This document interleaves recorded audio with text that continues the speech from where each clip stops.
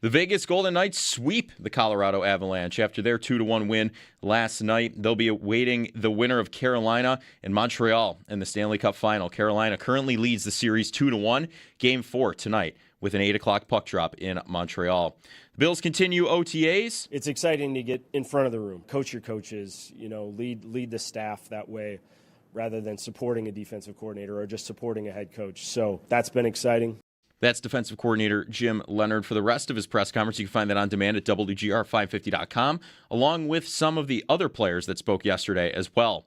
Looking around the NFL, the Chargers signed safety Derwin James to a 3-year, $75.6 million contract extension.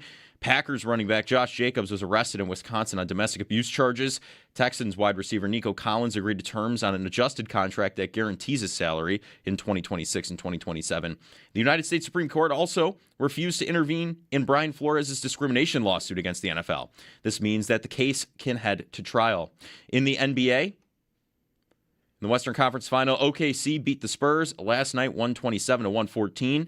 OKC leads the series 3-2. That's your Paddock Chevrolet Sports Update. Paddock Chevrolet, with you for the extra mile since 1935. I'm Joe Cali for Western New York's Voice of the Fan, WGR.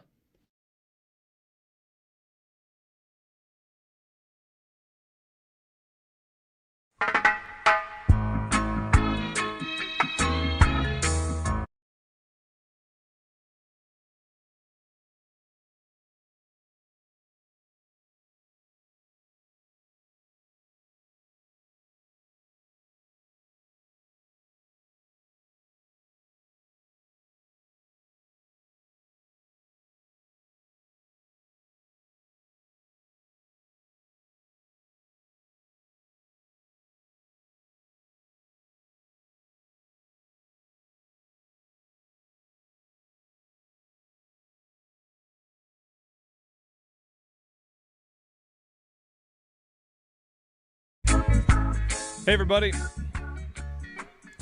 Is it still hump day if it's only a 4-day week? Yeah, sure. There's a 2-day hump day. Wednesday and Thursday are I the think hump? it has to be Wednesday and Thursday. Wow, so in a shorter week, there's a longer hump? Yeah. Yeah. All right. Double hump. Otherwise, there is hump. no hump. Right. So it's either both or none. I hadn't thought about it until right now, but Because Thursday has as much claim to it as Wednesday. Unless you just wanted to make it Wednesday and just give Wednesday a week off. Thursday's got hump day duties this week. wow. You can do it that way. You could. I don't think any of this much thought went into the camel commercial that Geico did back in the day. Yeah, right. Is that where hump day began? No. No? No. You're sure? No. They were. Were you also under the impression that is like what created You hump day? thought No. Geico invented hump day? Yeah. I'm did. almost positive I heard Hump Day as a kid before the Okay, commercial. I never. Yeah, that I might don't be think I'd ever heard it. I thought it was possible. yeah. Is that crazy that I thought it was possible? That Geico invented hump day? Maybe. Listen, commercials have created things before. Like This is true. This is or true. Trends. I think it was. Yeah, I definitely thought that's what happened. That's not what happened. No. People existed and called it, the hump day. And that's All right. it. And then I Geico, believe and you. then Geico was I like, believe you. "Hey, what if we made a commercial based on Hump Day? We'll get a camel." Like, brilliant. See, Yeah. that's the thing. I think someone could have come up with the idea of a camel and hump day without it had existing already. The hump day It's not song. like it's that creative Hump to Day call song. the day in the middle of the week hump day. Like a guy that creates commercials could have come up with it. Do you want the time when it actually originated? Sure. The mid-'60s. Yeah. That's all right. It's a little earlier. I've got a J.J. Cale song that references it in 1975. Okay. Friday. And I believe that's the Wednesday is Hump Day song that they play on the afternoon show. right. Yes. 1965, apparently someone at a DuPont plant coined the phrase, "get over the hump day." Just a guy at a DuPont plant? Yeah, Roy Mann. Quite the legacy. According That's to the some internet. random guy. I'll tell you what that is. That is a floor manager on a factory that was like, my boys are having a tough week. We need a slogan. Yeah, it's hump day. That's everybody Right. ropes, everybody rides. That's right. For the Pretty- factory yeah, that's right. workers. That's a good Get point. over the hump. Here we go. Yeah. Roy Your lunch Mann. pails. That's the guy. Roy That Mann. is who's on the internet that I'm looking at. That's who got credit for Hump Day. All right. That's an But I guess if unbelievable you're name. young enough, you might think that Geico invented it. Clearly. Sure. Yeah. Clearly. I thought that. That's all right. Would it be from like noon today to noon tomorrow? Is that technically the hump? There you go. You're right. Yeah, I the was thinking, like, the 24-hour window in the middle of the work week. Yes. Yeah, this afternoon maybe. The problem with that, though, is how many of the 24 hours are people not at work? That's a good point. Half of knows? it. We won't be. No, it was right. We're all done. That's right. We'll be out of here. We're on till 10 with riveting conversations like this one right here. We'll talk with Sal at 7 o'clock. We'll talk with a blues guest coming up, Lou Korak, at 9 o'clock. So stay tuned for that. Hanging out in between, we've got Belknap Heating's Hot and Cold, which last time set us off into a frenzy about Neapolitan ice cream. So you never know what's going to happen in that segment. And, whatever else strikes us along the way. I would like to ask you guys a question. If the Sabres next season have Colorado's year, would it be reasonable to be broken by the sport permanently? If the Sabres do what Colorado just did, I think I would be done. I would be broken. I would not be able to recover. Which is that you had the best regular season. I mean, midway through, it looked like you were the greatest team that's ever existed. Yep. And then you thought you're just going to coast to the playoffs, and then you sweep, and then beat another great team in 5, and meet up against a 95-point team that would not have made the playoffs in the East. They had some good underlying numbers. But, all right, here you go. Yeah. The Western Conference Final against a 95-point team, and then get absolutely trucked. Yeah, let me ask you a question. Has this scenario not almost exactly played out before for the Sabres? Is that not kind of what 06-07 was? The Rangers? Were the Rangers? Well, the Sabres Ottawa. start on fire, and maybe Colorado did it longer than the Sabres did, but like halfway through, you look like, oh, yeah, you're the best team in the league, and that would have been propelled by their 10-game win streak in 07. But that you get to the midway point, and then it's maybe they're bored, and how many they don't points look did as good. Ottawa have? Like 5 less than the Sabres? They had 105 that year. Okay, 105 points. The Sabres had 113. Yeah. Yeah, there's a bigger difference between Vegas and Colorado this year, I guess. But That's fair. Vegas is not being treated like your plucky underdog 95-point team because they have accomplished so much in the postseason in the last 9 years. Like the regular season, you know what? Do they feel somewhat like what a Chiefs team would feel like that ran into problems in the regular season? Yes. Tell me that they're going to do that in the playoffs. Yeah, never bet against them. Right, basically. I think Vegas is getting more credit than your Okay. If San Jose had made the playoffs with 95 points and they had done this, I think that would feel very different. So I feel like the Sabres have had this year before, where you had an incredible regular season and then you won a couple of rounds and then, oh, look, in the conference finals, Something's broken. You just weren't even close. McCarr's hurt, McKinnon's playing hurt. Something's broken. It would stink. Yeah. You would be going technically 4 games further than you just went.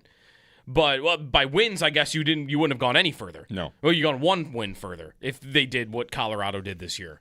So I don't think I'd feel great about it at all. Right. It'd be terrible. And yeah. The Cavaliers just had this happen in the NBA. How do they feel? Yeah, right. They got swept. They had a great second round of high theater. They win, and then they just get embarrassed in the conference finals. Like, does it matter, I guess, where you get embarrassed if at the end of it you get embarrassed?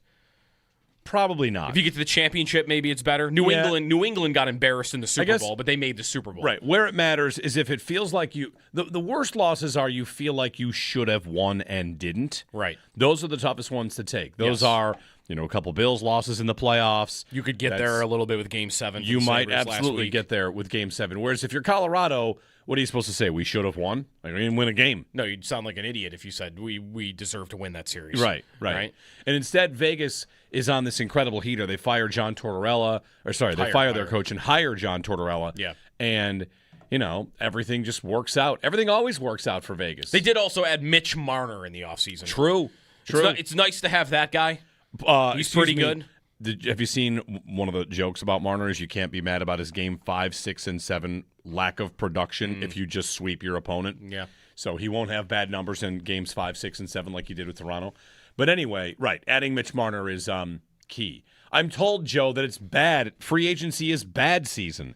You don't get good in free agency. The 2 teams that are most likely to make the Cup final right now, Carolina and Vegas are very active in free have agency. signed the biggest free agents in the last 2 years. Yeah, Nikolai Ehlers. Who scored big important goals for them in this postseason. Yep. And like he is the prototypical example of, in 4 years they're probably going to they're going to not love that contract in 4 years that they gave to Ehlers. And in the meantime, he's just going to score big important playoff goals. Whatever, we'll deal with those years down the road. Yeah. We'll care about that in 4 years. And Vegas does that a lot. So yeah, like I don't think you have to be as afraid of July 1st, especially. I mean, if you get a player of Marner's caliber, like. What was the argument against that? Like age, like that one, like too much term. Like that dude's an elite player. Yep. He's just simply an elite player. You should do that every time. If a guy like that ever hits the open market, you should just always do it if you can get in it. Yeah, and they've got, veterans and proven winners on that team. Yep. And you wonder if they're not kind of motivated for Marner as well. Like, hey, most of the guys here, we've done it before. Yep. Let's win it for the guys that haven't done it yet that are on this team now. So, man, Vegas, again. A Vegas-Carolina Cup final is as bad as it gets. Like, really, try to draw up one you'd like to see less in a lab, right? Pick a Western team. What, Utah and the Islanders might be on the list for me. But that's just a personal thing about the Islanders. I was going to say, like, if you want the emotion of it, like a Sabres fan could get to Dallas. But Vegas is pretty bad. But Vegas is rough. Vegas is rough. The spectacle that team is, they're about to have their, I don't know, are they going to win? I think they're going to win. It's a third Cup final in 9 years. I think they're going to beat whoever makes it through, which is probably Carolina. But I think Vegas is going to win. Vegas is elite defensively and has been all year. Mm-hmm. Their expected goal numbers against have been good all year. They've got a goalie that's kind of figured it out, and they certainly have the elite top-end guys that can score. And I'm not saying I'm relieved the Sabres are out of it, but earlier in this postseason, when we were talking, can you imagine if it was the Sabres in Vegas? I dreaded that because I did not want the Sabres story to be overtaken by their story, which is what would have happened. I made the comparison when the Bills were starting to get good, and like, imagine if they played Brady in the Super Bowl, and I wanted nothing to do with that. Not that, if they were there, I'd be mad, but I would just have rather played anybody else because I don't want our story to be taken over by the other person. Mm-hmm. And that would have happened here. It would have been electric. It would have been the most raucous crowd in the history of the Stanley Cup final. Yeah. Can you freaking imagine? Holy cow. I can't I can believe Vegas is there. Then, of course, you have the playoff format and this and that. Vegas... Yeah, if you go by regulation wins this year, you don't even have to do it by that. There was a crazy stat by Sam Block of ESPN that listed the teams that had more wins than Vegas this year. Vegas had 39 wins, and they're in the Stanley Cup Finals. San Jose had 39 wins. Florida had 40. Columbus had 40. Detroit had 41. New Jersey 42. Islanders 43. Capitals 43. All 7 of those teams missed the postseason. Yeah, right. And they all had more wins. Washington, 4 more wins than the team that's in the finals. And nobody thinks Washington was really all that good. The Islanders, nobody thinks are all that good. And they had 4 more wins than this Vegas team did. But again, that goes back to, I think, they are not your prototypical 39 wins squeaked into the playoffs team because of their history. They went 1-8 in shootouts. Vegas. And there's that, too. There's one way to hide 7 points. Right. That you just lost in the 3-on-3 shooters competition. Right. Yeah, the Sabres had 42 regulation wins, and Vegas had 30. 30 regulation wins in 82 games. Yeah. 30. They did have, and I feel like maybe this is one of my hills to die on in hockey, regulation loser points. Loser points. Yeah. What is a loser point? A loser point shows you this team is not that bad. 30 wins in regulation, that's great. That's a low. Sorry, that's not great. That's a low number. Vegas had 17 ties, basically. Yeah. 17 losses where they get a point. And for the longest time, people have looked at that as that's the fake win, and that's not the case. That's where you're hard to beat. Then you go to overtime, and you play 3-on-3, or you play a shootout, and it gets decided. overtime / loser points / regulation tie points, whatever I want to call them, that means you are tough to beat. And Vegas had 17 of those. Yeah.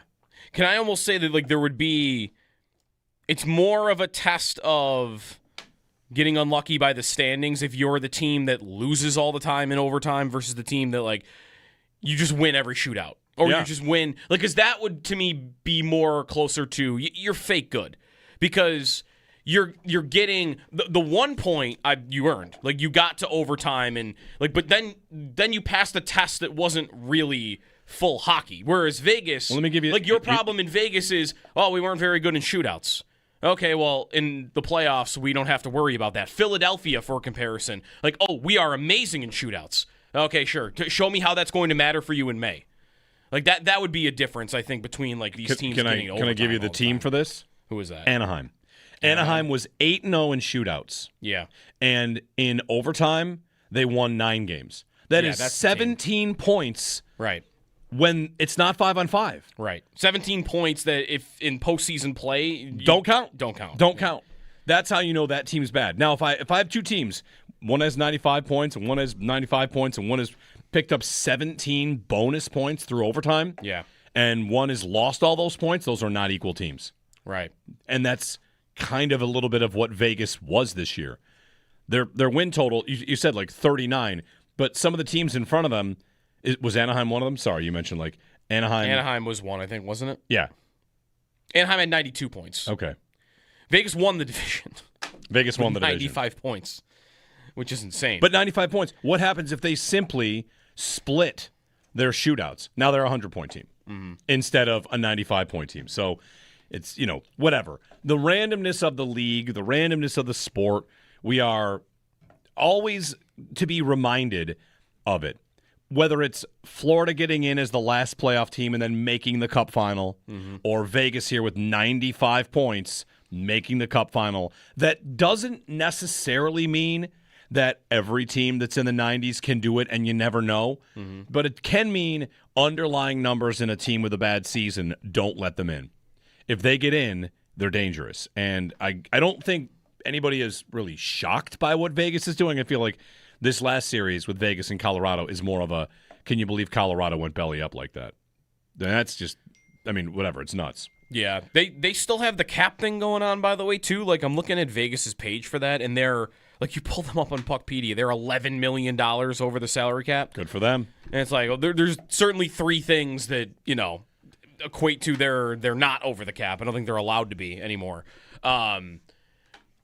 I think every team in the league should want to be a little bit more like them. They're kind of Ramsey, maybe?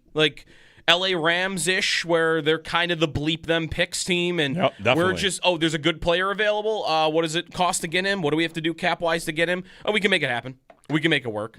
And I think there's a lot of fear and cautiousness when it comes to hockey teams. And when there's a big name player available, I think, of course, Vegas has a benefit of do they have an easier time in the league than anybody of getting those good players to come there, right? It's not just that you might want to do it, but Mitch Marner's looking at his options Vegas, yeah, of course. They're great, and I'm going to go live in Las Vegas? Sure, I'm into that. Yep. Hannafin was this last year. Vegas didn't even really need him, and he's I can go there. I have a no movement clause. Yeah, let's make that happen.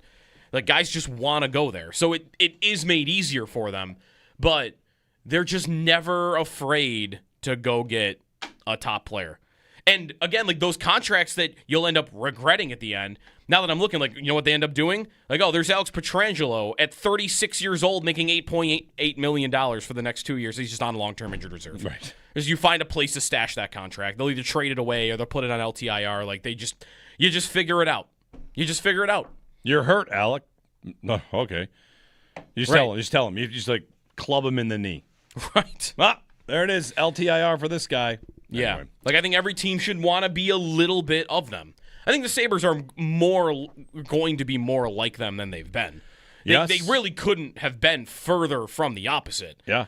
For how they act. And I think what Kekalainen promises is some version of what Vegas has been, which is, there's a great player available. I want to be in that. I want to be in the discussion at least. You're not going to have as easy of a time as Vegas does getting those guys, but I think you want to be in that game. Are the Bills like that?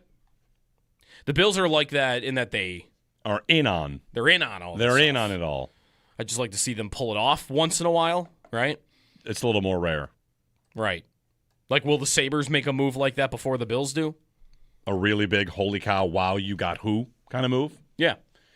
I mean, the Sabres have never really had this tested where they're this good attracting top players if they want to, right? Because 05, 06, and 06, 07 was such a blip. It was it was fleeting, so yeah. quick that I don't know how it might have been immediately after that for getting those players, but what happened when they tried to sign Shane Doan 4 different times after Briere and Drury left? No thanks. You're offering more money? Yeah, I'm good. What happened when they wanted to meet with Brad Richards? They weren't a joke yet in the league, right? They were just Buffalo. Yeah. I mean, They weren't a contender by any means. They Right. weren't the worst team in the league. They weren't on a 14-year playoff drought. But what was Brad Richards' attitude? I don't even I don't talk to you. I'm good. Whereas now, what will they? How easy of a time will they have? What level of destination are they? I don't think they're a tier 1 destination, but can they be right after your Vegases and your Floridas? I was going to say, right now, the number one potential free agent on the market is listening to the Sabres because he's on the Sabres, and that's Right. Alex Tuck, which Right. the latest on that, it's very much rumor season, and if we play the game, who wants me to know that? Do you guys have a read on what you think is happening? Because I'd like to lay out whatever. Is it all guessing? Sure. But last night, Kevin Karius, I don't know who that is, the Okay. Kevin Karius show. I trust that this is a person that talks hockey relatively regularly. If I should know who that is, I apologize. I don't know the name, so I'll have to Edmonton. check. He was a television sports anchor on Global Edmonton and Sports 1440 in Edmonton. Okay. All right. He said, or he had Frank Saravelli on. Okay, so never mind. The story is It's from Frank Saravelli, yeah, okay. Frank Saravelli. Said he would put the odds of Tuck re-signing, Saravelli said this, at 40%. Now, I feel like we've all, with Frank Saravelli, maybe had a little bit of a, okay. He was all over the Peterka story, right? Peterka wants out, and that ended up happening. Did he have Peterka linked to trade somewhere else, and that didn't happen? The Rangers at the deadline. Right. Remember? Which I do find to be believable because the Sabres did trade this player, and we had been saying they. So whatever. Take Frank Saravelli for whatever you want, but 40%. Here's what I think is happening in the Alex Tuck negotiations. The Sabres are holding a line pretty steadily. Tuck would like to probably stay, but wants to go to the open market to see if he can move the Sabres for a higher number. And Tuck has to, for the next month and 5 days, represent to the Sabres and to everybody else out there, he will go. Because now the Sabres are not in a position of desperation. The Sabres are in a bit more of a position of strength. Yep. And he still has to do that.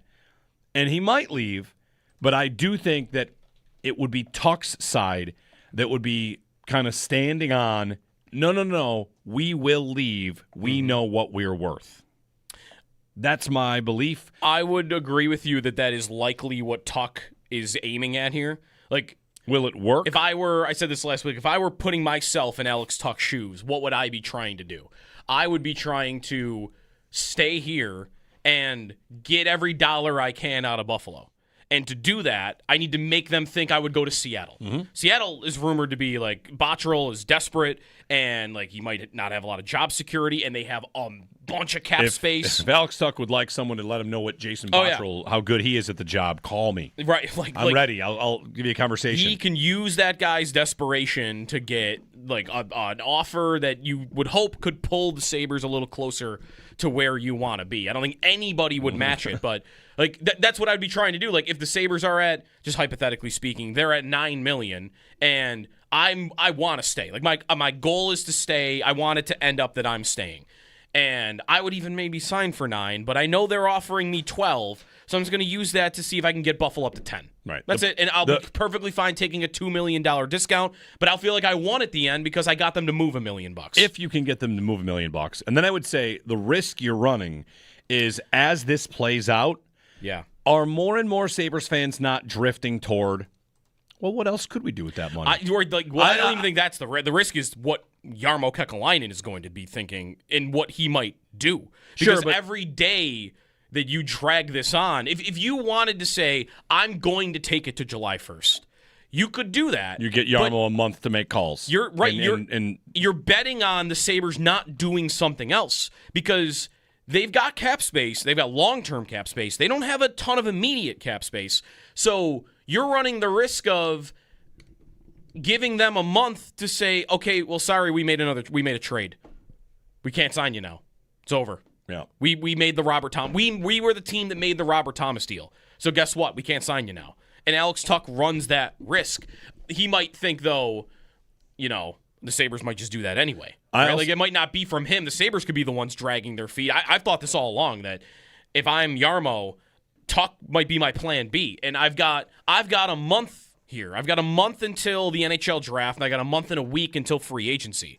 And there would be other ideas that I think I would be trying to chase before I would go give Alex Tuch $10 million a year. Well, and if I can execute one of those moves, then sorry, Alex, I did something else. What I'm getting at for you anymore. What I'm getting at is for Tuch to be doing this, and again, like Frank Saravelli saying 40%. If the agent is getting the word out there, like Tuch is a popular player who, for the last however many years, has represented someone that wants to be here. If they lose him, they're in trouble, and you just might find that the court of public opinion, where for the last 5 years this angle would have been, "What are you doing, Sabres?"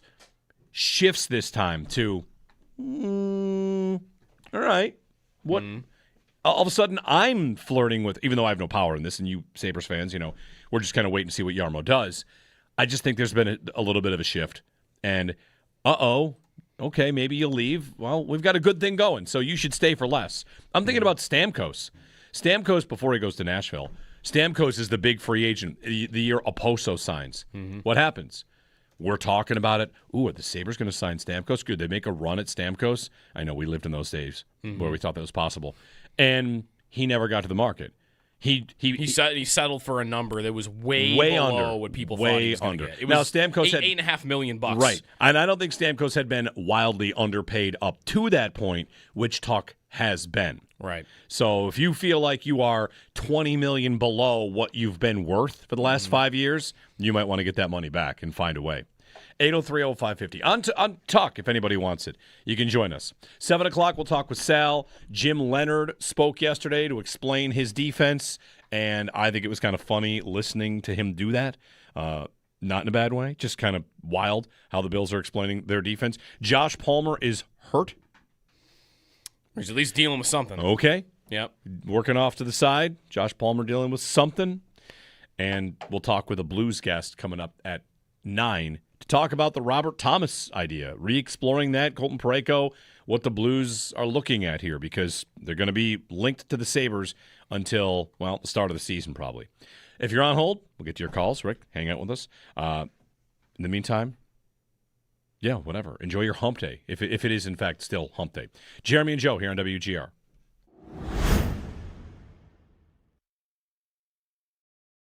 Man, Vegas, again. A Vegas-Carolina Cup final is as bad as it gets.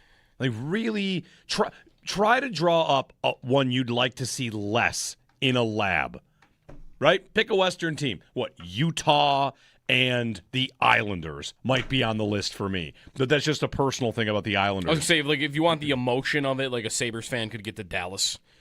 But I mean, Vegas is pretty bad. But Vegas is rough. Vegas is rough. I mean, the spectacle that team is, they're about to have their, I don't know, are they going to win? I think they're going to win. It's a third Cup final in 9 years. I think they're going to beat whoever makes it through, which is probably Carolina. But I think Vegas is going to win. Vegas is elite defensively and has been all year. Their expected goal numbers against have been good all year. They've got a goalie that's kind of figured it out, and they certainly have the elite top-end guys that can score.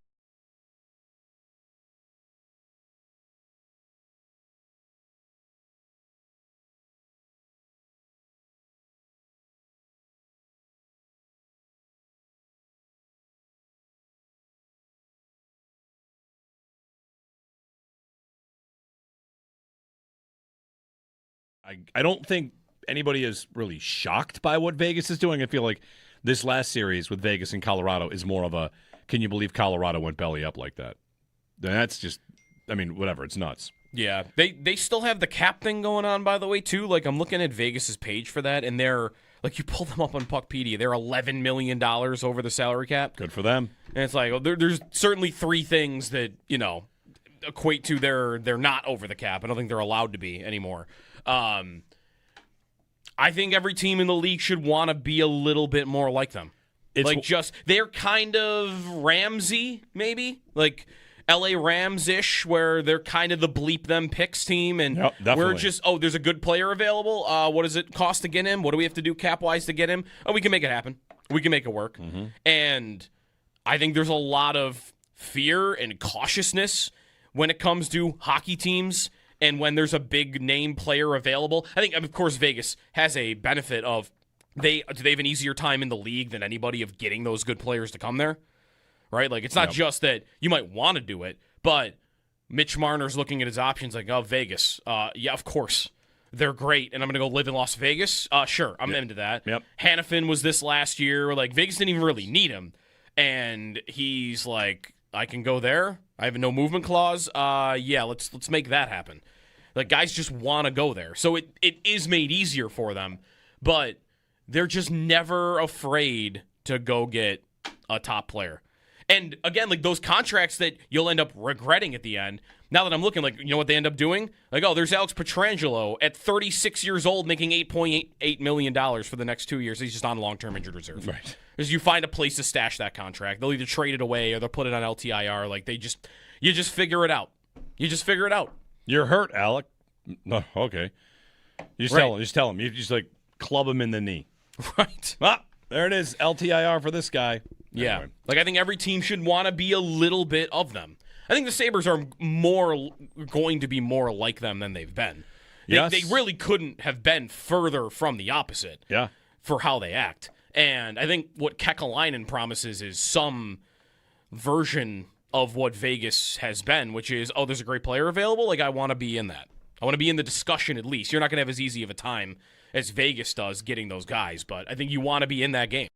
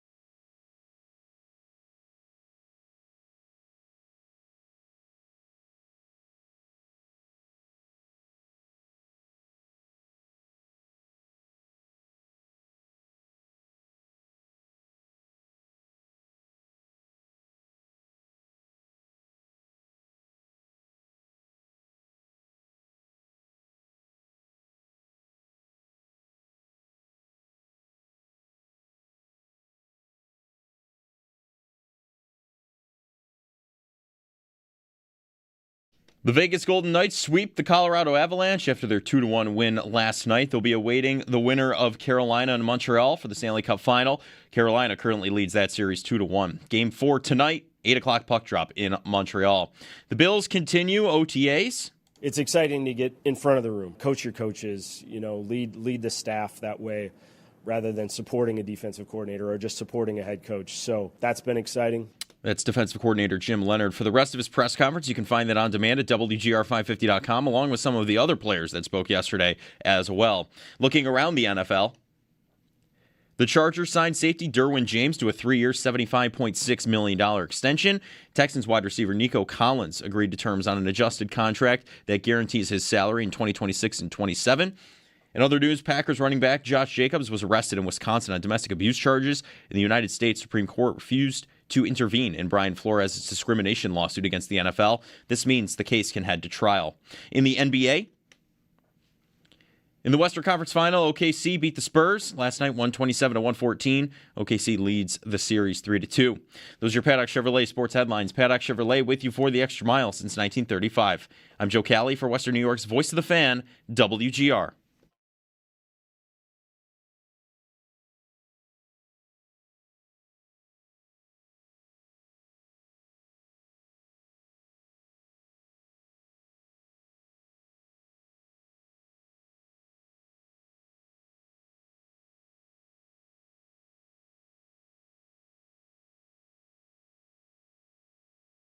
Landeskog, stopped by Stone.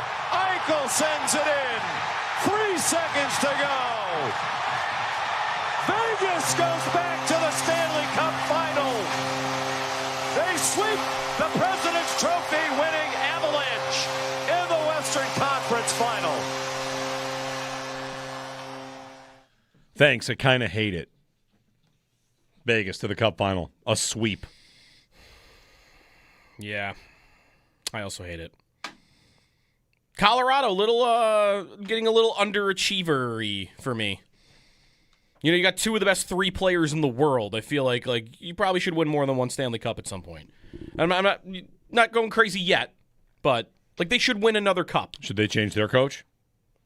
There are talks that could happen, I guess. I mean, the team you just lost to changed their coach with 4 games left in the season. I know. And he's been there. Bednar's been there for a long time. How much of that is that he kind of attacked Makar for not playing through injury? Is that why he's getting...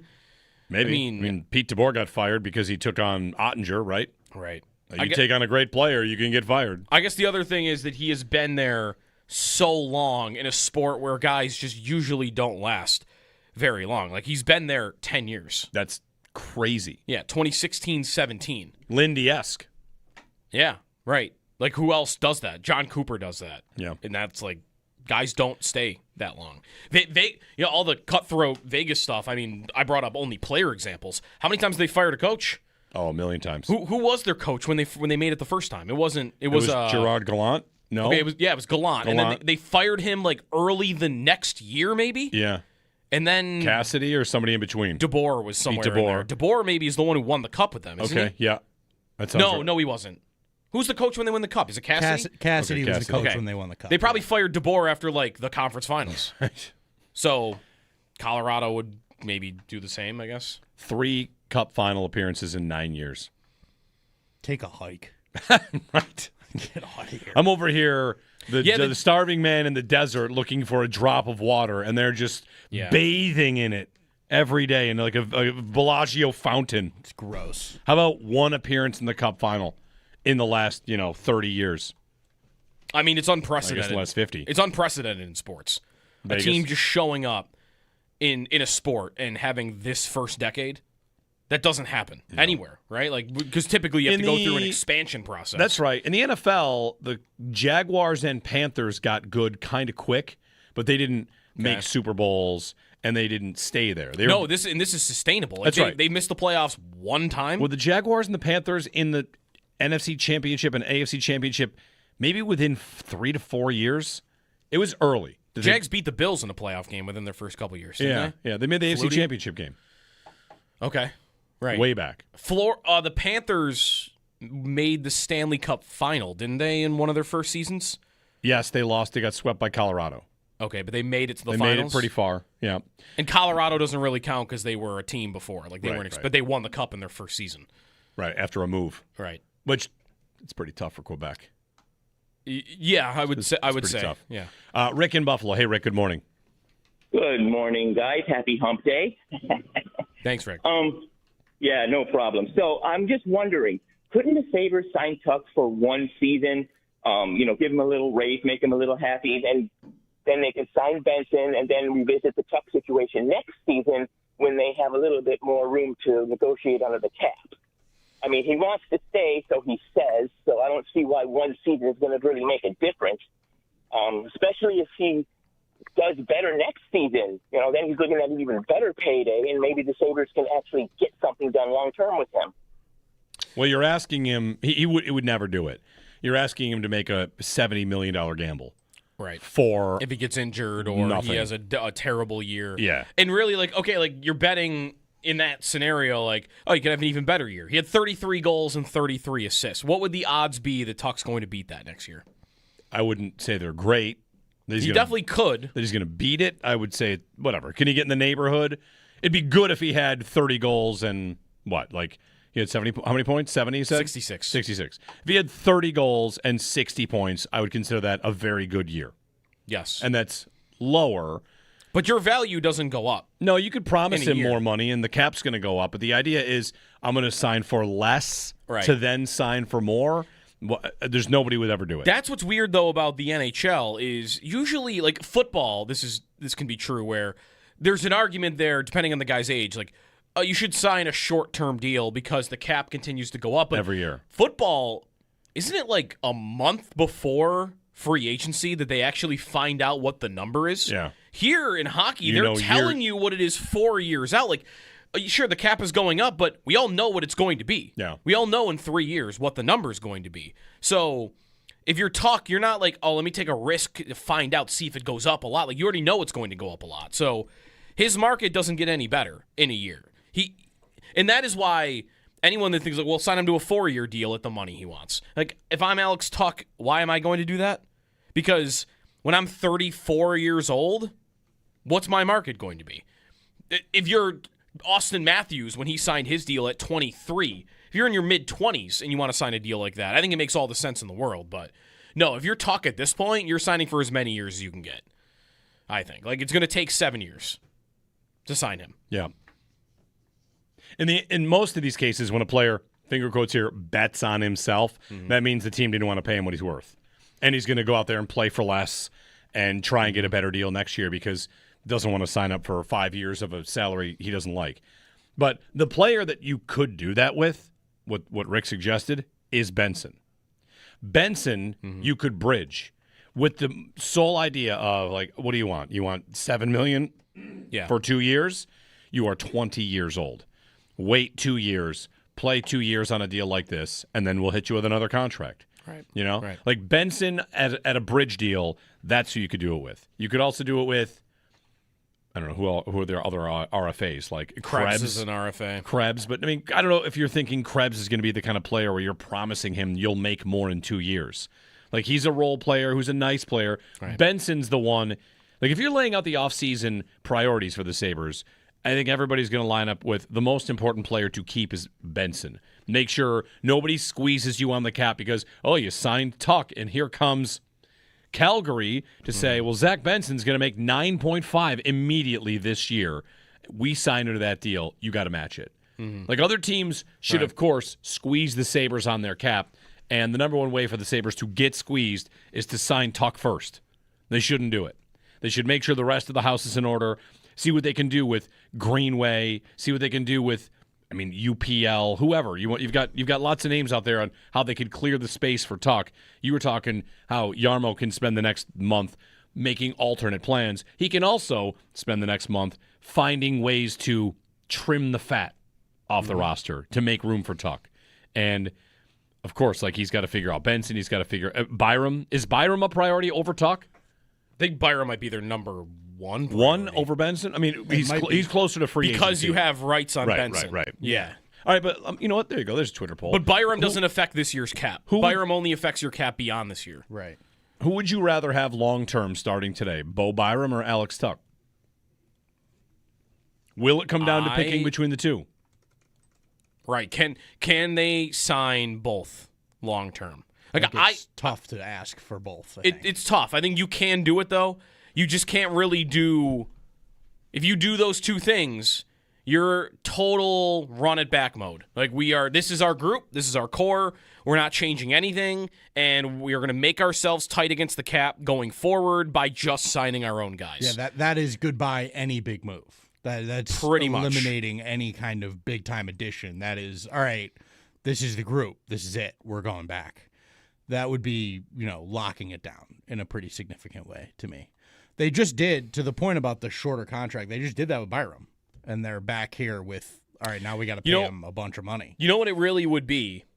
It's that, but also there are guys you would be planning to commit to that if you sign Tuck and Byram, again, Byram doesn't affect this year's cap. So, it's almost separate from can you do it this year? Sure, you can. The Tuck deal is almost separate from it.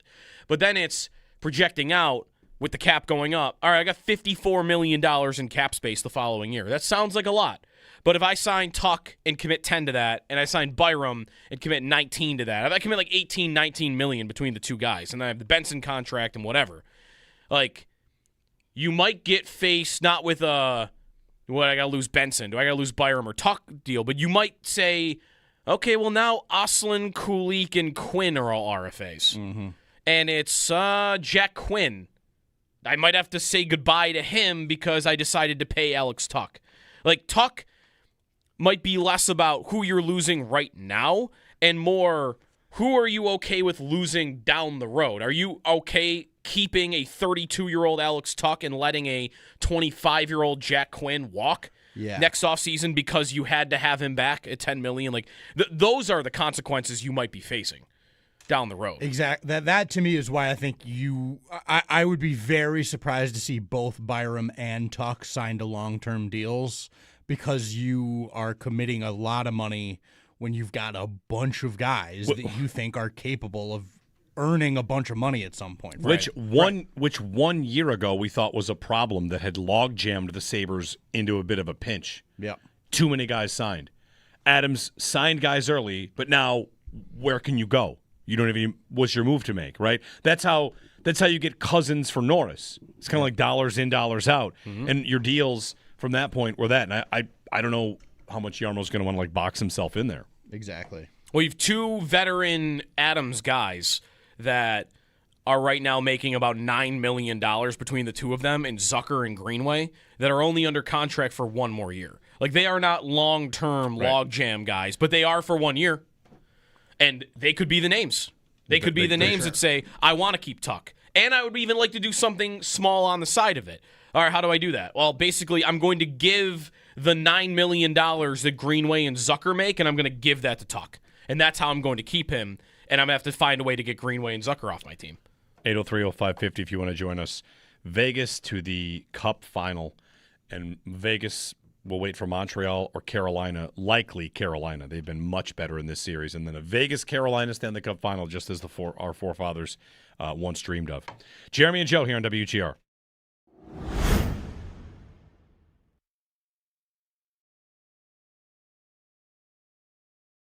Here's what I think is happening in the Alex Tuck negotiations. The Sabres are holding a line pretty steadily.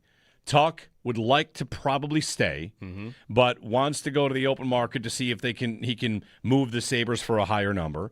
And Tuck has to, for the next month and 5 days, represent to the Sabres and to everybody else out there, he will go.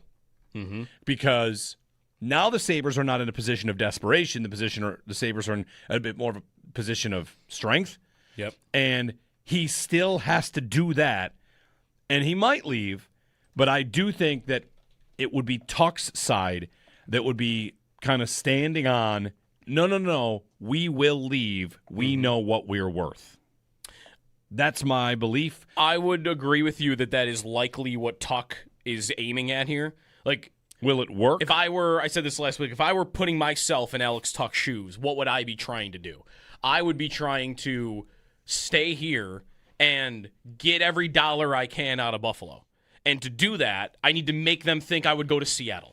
Seattle is rumored to be like Botterill is desperate, and like he might not have a lot of job security, and they have a bunch of cap space. If Alex Tuck would like someone to let him know what Jason Botterill, how good he is at the job, call me. Right, I'm ready. I'll give you a conversation. He can use that guy's desperation to get like an offer that you would hope could pull the Sabres a little closer to where you want to be. I don't think anybody would match it, but like that's what I'd be trying to do. Like if the Sabres are at, just hypothetically speaking, they're at $9 million, and I want to stay. Like my goal is to stay. I want it to end up that I'm staying, and I would even maybe sign for 9, but I know they're offering me 12, so I'm just going to use that to see if I can get Buffalo up to 10. Right. That's it, and I'll be perfectly fine taking a $2 million discount, but I'll feel like I won at the end because I got them to move $1 million.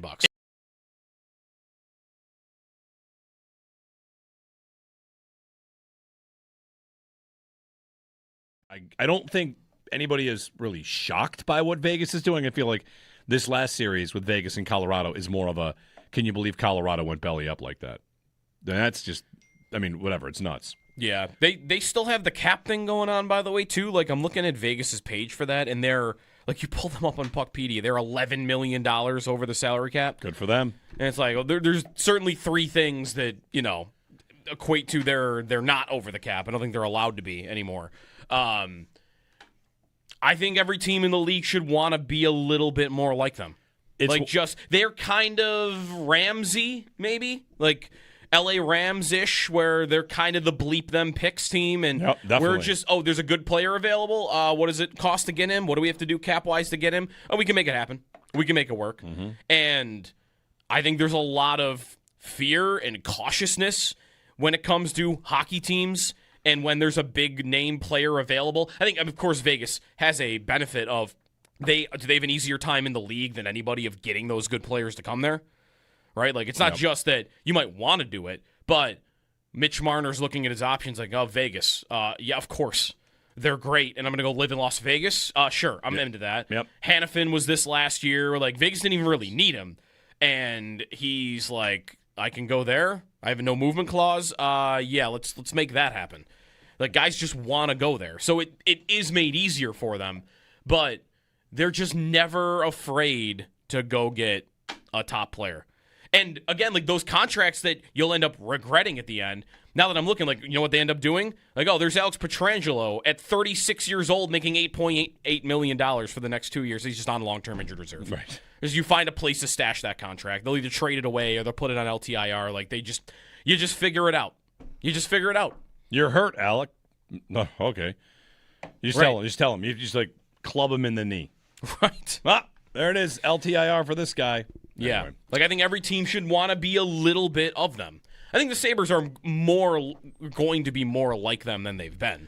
Yes. They really couldn't have been further from the opposite. Yeah. For how they act. And I think what Kekalainen promises is some version of what Vegas has been, which is, there's a great player available. Like, I want to be in that. I want to be in the discussion at least. You're not going to have as easy of a time as Vegas does getting those guys, but I think you want to be in that game.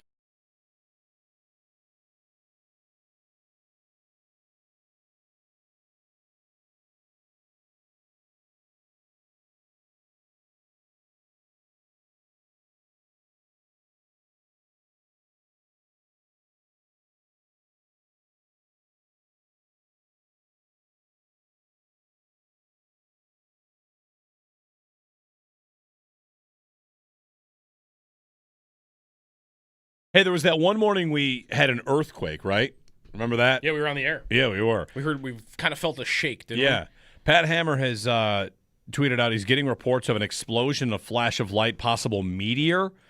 And a quick search of this reveals that Weather Ontario, for Southern Ontario updates on weather, that maybe around 5:10, 5:15 this morning, there was in fact like a meteor that hit. Yeah. And this account, I'll just retweet it. Flash of light. Someone had a dash cam. I don't know how, if this is it, but anyway. Where were you for the meteor of 2026? I mean, yet seen as far south as Hamburg with the flash. Mm-hmm. How big does it have to be to feel it, though? Good question. Sal Capaccio, when we return, we heard from Jim Leonard at Bill's OTAs yesterday, talking about his defense. And I think the most important thing he did was temper expectations. We'll get Sal's thoughts on that. What Leonard said to kind of prep all of us for what they're going to be. That's next.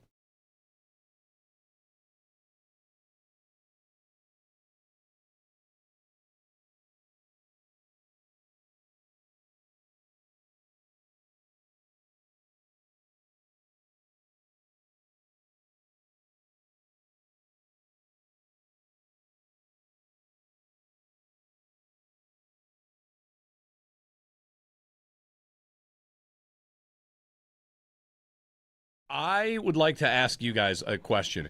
If the Sabres next season have Colorado's year, would it be reasonable to be broken by the sport permanently? If the Sabres do what Colorado just did, I think I would be done. I would be broken. I would not be able to recover. Which is that you had the best regular season. I mean, midway through, it looked like you were the greatest team that's ever existed. Yep, and then you thought you're just going to coast to the playoffs, and then you sweep, and then beat another great team in 5, and meet up against a 95-point team that would not have made the playoffs in the East. They had some good underlying numbers, but all right, here you go. Yeah. The Western Conference Final against a 95-point team, and then get absolutely trucked. Yeah, let me ask you a question. Has this scenario not almost exactly played out before for the Sabres? Is that not kind of what 06-07 was? The Rangers? Were the Rangers? Well, the Sabres Ottawa. Start on fire, and maybe Colorado did it longer than the Sabres did, but like halfway through, you look like, oh, yeah, but you're the best team in the league, and that would have been propelled by their 10-game win streak in 07. But that you get to the midway point, and then it's maybe they're bored, and how many they don't points look did as good. Ottawa have? Like 5 less than the Sabres? They had 105 that year. Okay, 105 points. The Sabres had 113. Yeah. Yeah, there's a bigger difference between Vegas and Colorado this year, I guess. But That's fair. Vegas is not being treated like your plucky underdog 95-point team because they have accomplished so much in the postseason in the last 9 years. Like the regular season, you know what? Do they feel somewhat like what a Chiefs team would feel like that ran into problems in the regular season? Yes. Tell me that they're going to do that in the playoffs. Yeah, never bet against them. Right, basically. I think Vegas is getting more credit than your Okay. If San Jose had made the playoffs with 95 points and they had done this, I think that would feel very different. So I feel like the Sabres have had this year before, where you had an incredible regular season and then you won a couple of rounds and then, oh, look, in the conference finals, Something's broken. You just weren't even close. McCarr's hurt, McKinnon's playing hurt. Something's broken. It would stink. Yeah. You would be going technically 4 games further than you just went. But by wins, I guess you wouldn't have gone any further. No. Well, you gone 1 win further if they did what Colorado did this year. So I don't think I'd feel great about it at all. Right.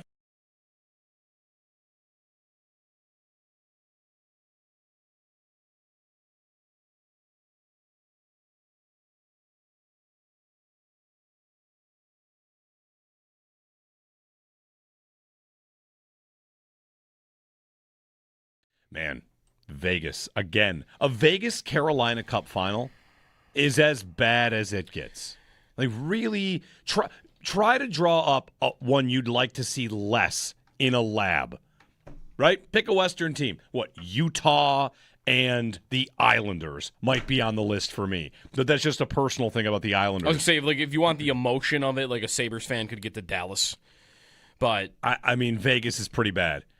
But Vegas is rough. Vegas is rough. I mean, the spectacle that team is, they're about to have their, I don't know, are they going to win? I think they're going to win. It's a 3rd Cup final in 9 years. I think they're going to beat whoever makes it through, which is probably Carolina. But I think Vegas is going to win. Vegas is elite defensively and has been all year. Mm-hmm. Their expected goal numbers against have been good all year. They've got a goalie that's kind of figured it out, and they certainly have the elite top-end guys that can score.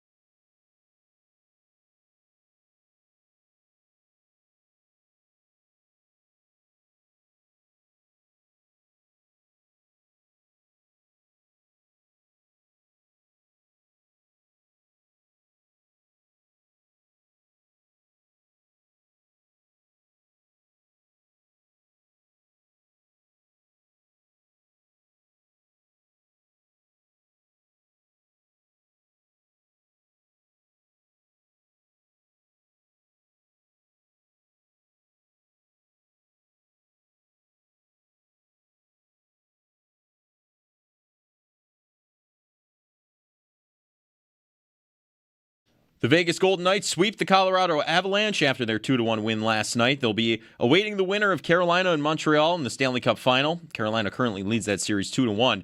Game 4 is tonight, 8 o'clock puck drop in Montreal. The Bills continue OTAs. It's exciting to get in front of the room, coach your coaches, lead the staff that way rather than supporting a defensive coordinator or just supporting a head coach. So that's been exciting.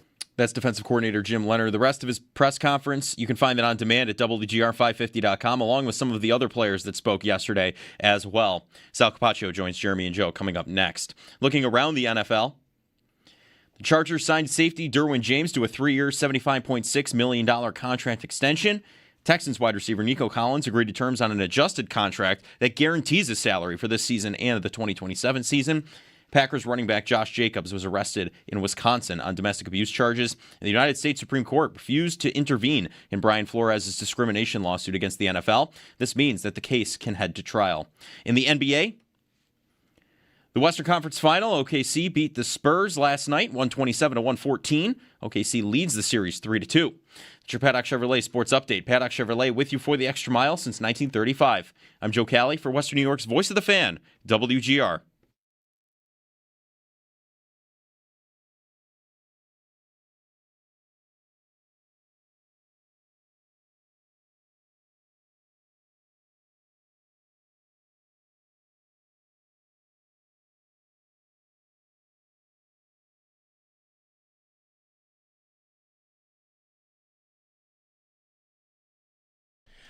Bills OTAs rolling along. We heard from defensive coordinator Jim Leonard yesterday. We bring in Mr. Sal Capaccio to chat about it with us. Sal, good morning.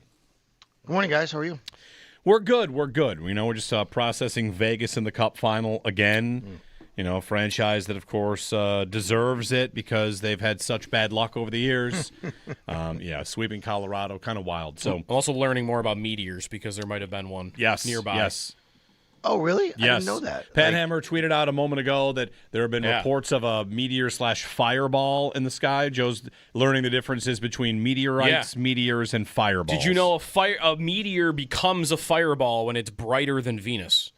And there's a dash cam video of this, so it looks like a fireball. Yes. To me. I think we got a fireball. Fireball this morning. I had no idea, but I thought maybe you were going down the road of, yes, this is what happens when Vegas might play Carolina in the Cup Finals. A meteor gets into the Earth's atmosphere, and this is how we know things are going to end. The end of days, indeed. Yes. Well, Sal, at OTAs yesterday, it's funny. Like I listened to the Jim Leonard press conference, and he's interesting. Like he's a former player that. I don't know, like people that remember him here probably love the way that he played, and he talked about how he's got a chip on his shoulder because of the player that he was. I found him to be really engaging, really interesting. If nothing else, like before we get into this defense, like I think, as the leader of this defense, he's kind of been thrust into a role a little bit. I don't know if it's early for him, but he's young and he's I guess a quick riser among the ranks in the league right now. Yeah, he even talked about rising too quickly a little bit. In one of his answers, he said that, he kind of intentionally wanted to take a step back from his path of coaching where he was a coordinator and, head coach. He took a step back to a position coach. We're talking college and NFL here total. And then now he's a coordinator again. He said because he might have missed a couple steps along the way or something like that, which was really interesting, right? For a person to say that. I think you have to be really aware to think that way when, this is a really highly competitive environment in business. And when you freely admit, hey, I maybe got there a little too quickly, so I have to kind of go back and make sure that I didn't, I do it right. I think that says a lot about a person and how self-aware they are, and that's a good thing. So really interesting from that aspect. He has when you're in the room with him, he has this really interesting calmness about him. It's hard to explain because he is like this guy that he comes into the league, as Mike Schopp pointed out to me yesterday, he was the only player in that draft class for the Bills who wasn't drafted but made the team. Right? He was an undrafted free agent that year, was 05 maybe. So he makes the team that year, but he has a nice long career in the NFL. He put together a really long career, really good player in college. And, he does that because of his competitiveness and his spirit and his energy. When you're in the room with him, I'm not saying he doesn't have energy, but he has this really interesting calmness about him. Like it's a quiet confidence, I think you would say. And he also touched on the fact that he's kind of like that in the meetings with his players, where he says he wants his players to take ownership. The less he says, the better, basically, which is they know, like, when I need to talk, I'll talk. I want them to talk. I want them to take ownership. He doesn't want to talk just to talk. And you get that when you're in the room with him, to be honest with you. Yeah. Like throughout the course of his press conference yesterday, I know you had a lengthy back and forth about like explaining roles in this defense. I want to get to that in a minute. But I thought the most interesting thing that Leonard said yesterday was that this is year one, and we have to be real about who we have. And he talked about his own need to be flexible with the players he has. And like, Sal, like, as we're all excited about another Bills season where they can be successful, of course, have a really good year, expectations are sky high. We kind of know that. And here's the defensive coordinator. I don't know if he's reminding everyone or just flat out being honest about it. Like, this is a turnover of a defense, and it's his job to put it together while also acknowledging, like, it's not exactly tailor-made the way he would make it if building a defense from ground up. Like, this is kind of square one. I agree. Very interesting answer. And I think that if you really, kind of listen to that and go, man, you kind of get deflated by thinking, okay, is he really telling me that it's not going to be, as good as I thought it would be? You could get that. I don't think he was trying to say that. But when you say year one, remember when Joe Brady mentioned just the words year one at the combine? Everybody's like, what do you mean year one? That means that, like, you're going to take a step back. But it is year one for him as a head coach. It's year one for Jim Leonard as a defensive coordinator. And you're right, Jeremy. It's year one of, and what he basically said was, when he got hired and when he thought about being a defensive coordinator again, that, at this level, he has a vision for where he wants it to ultimately be. Well, you can't really get there in year one, like exactly what player you want at every position, the type of player. You can't do that in year one. So as they get towards that, he has to kind of adapt to the players he does have and figure it out on the fly, so to speak. It kind of reminds me, actually, of when this regime, and Sean McDermott specifically as the head coach, and his staff took over in 2017, which is, we knew along the way that they knew they had to kind of go. Like, this was year one of a plan, that it wasn't going to be exactly where they wanted it. But they told us at every turn, we're still going to try and win, and we're going to do everything we can to win. We're not taking a step back. Like, that's not our intention. We're not tanking like people thought. Like, we're going to take what we have. We're going to do our best to win. And they did. They won enough games. They made the playoffs, and we know the story there. And it reminds me of that, which is, hey, it might not be exactly perfect of what we want 3 years from now, but we still are good enough in this room with our collective heads, and we still have good enough players to be able to do on the field what we need to do. And then, like, the continuation of that quote, I want to get your thoughts on this. He says, overload philosophy, push a lot of stuff at the players, stress them out mentally and schematically, what we think we're going to be able to do, and then just start to dial it in as we get closer to week one. So that to me sounds like that OTAs and minicamp and training camp are a bit of a laboratory to find out what the players they have are able to do, so that once they get to the regular season, all right, this is the kind of defense we're going to look like, because we're still kind of learning about these players. They're not exactly all perfect fits for every spot that he might have. So this training camp period, once we get to that, here we are in OTAs. Like, is that right, Sal? Is that kind of what you're thinking too, like laboratory kind of idea? Yeah, I guess there's two ways to really kind of install and to approach something new when you're turning it over. And I mean, it's more than two ways, but really the two extremes are, you just throw as much at people as you can and say, what can you figure out? What can you do? Okay, this is something we can latch onto. We didn't know that they could do this. Let's do this. They're taking in all this stuff. This is great. No, they can't take that in, or that's too much, or they're not good at this. And then the other side is step-by-step process. We're going to take a little bit at a time. Put this in. The next day, make sure we're really good there, and then get to the next step. And I don't think there has to be there's pros and cons. I don't think there has to be one right way to do that. I think what you're dealing with here, though, is a group, and of course, this always happens in football when you have turnover, especially, and you're trying to do something different. You have a group of veteran players who have played in different systems, or they've been maybe just in Sean McDermott's system, but they've played football their whole lives. They understand what the actual job is of football. There's just some different terminologies and some retraining they have to do maybe along the way. But then you have other guys like, look, it doesn't matter if it was Sean McDermott or if it's Jim Leonard, and they drafted the same class, TJ Parker and Davis and Igbinosun still have an entirely new defense to learn, basically, right? I mean, so for them, hey, I'm just going to treat them like you're brand new. You're coming into this league, and this is what it's like in this league. So let's see what you can handle. It's going to be really interesting to see what we see, out at training camp. And I think this could lead to Josh Reed and I actually were talking about this yesterday at OTAs, and I don't think Josh would mind me saying this because we had a really interesting conversation about kind of what the defense has been philosophically versus what it can be. And you guys would agree that the hallmark of a Sean McDermott defense was don't give up big plays, right? We know that. Don't give up big plays. But along the way, they also didn't make enough big plays, right? Like they had some times where, okay, there was a couple years ago they took the ball away. But the big criticism always was, but there's not that impactful play, especially at the impactful times. I bet you what we see from this defense this year, I'll just say right now on, May 27th here, I bet you we see more impactful plays, but more big plays given up. Yeah, I thought about that a little bit when Leonard Sal was talking about Ed Oliver and talking about how he'll have more freedom to do things in this defense than he's had in the past. And what does that sound like? Like more freedom sounds like, I think, kind of what you just laid out. Like maybe there is, I know he's just one player in this, but maybe there are more plays given up, but what's the thing that everyone's wanted to see more from Ed Oliver for all these years as a top 10 pick? It was the splash plays, the big impact plays. And it sounded like Leonard thought he's got that in him and that he'll be able to do that more in our system. Agreed with that, Joe. And I just think that we're going to see from this particular defensive coordinator more aggressiveness, more blitzing. We don't know where guys are coming from. There's going to be lapses along the way, though, especially in the first year of this defense where you're like, man, that guy, he was supposed to do something, he didn't do it, or he got caught out of position, he took a chance, he tried to jump a route, and it didn't work out. And then in Oliver's case, specifically what you're talking about is he's gonna guess once or twice, and it's a game maybe, and you're gonna make a really big impactful play, or man, he was out of position there. And I think you're gonna have to live with that. So you could think about, again, what this defense has been primarily over the last decade under Sean McDermott, which is we're going to keep everything in front of us. We're going to make you live to fight another play. And it's eventually after a 10-play drive during that, you're going to make a mistake. We're going to take advantage of it. And if we have to, we'll just hold you to 3 points, keep you out of the end zone.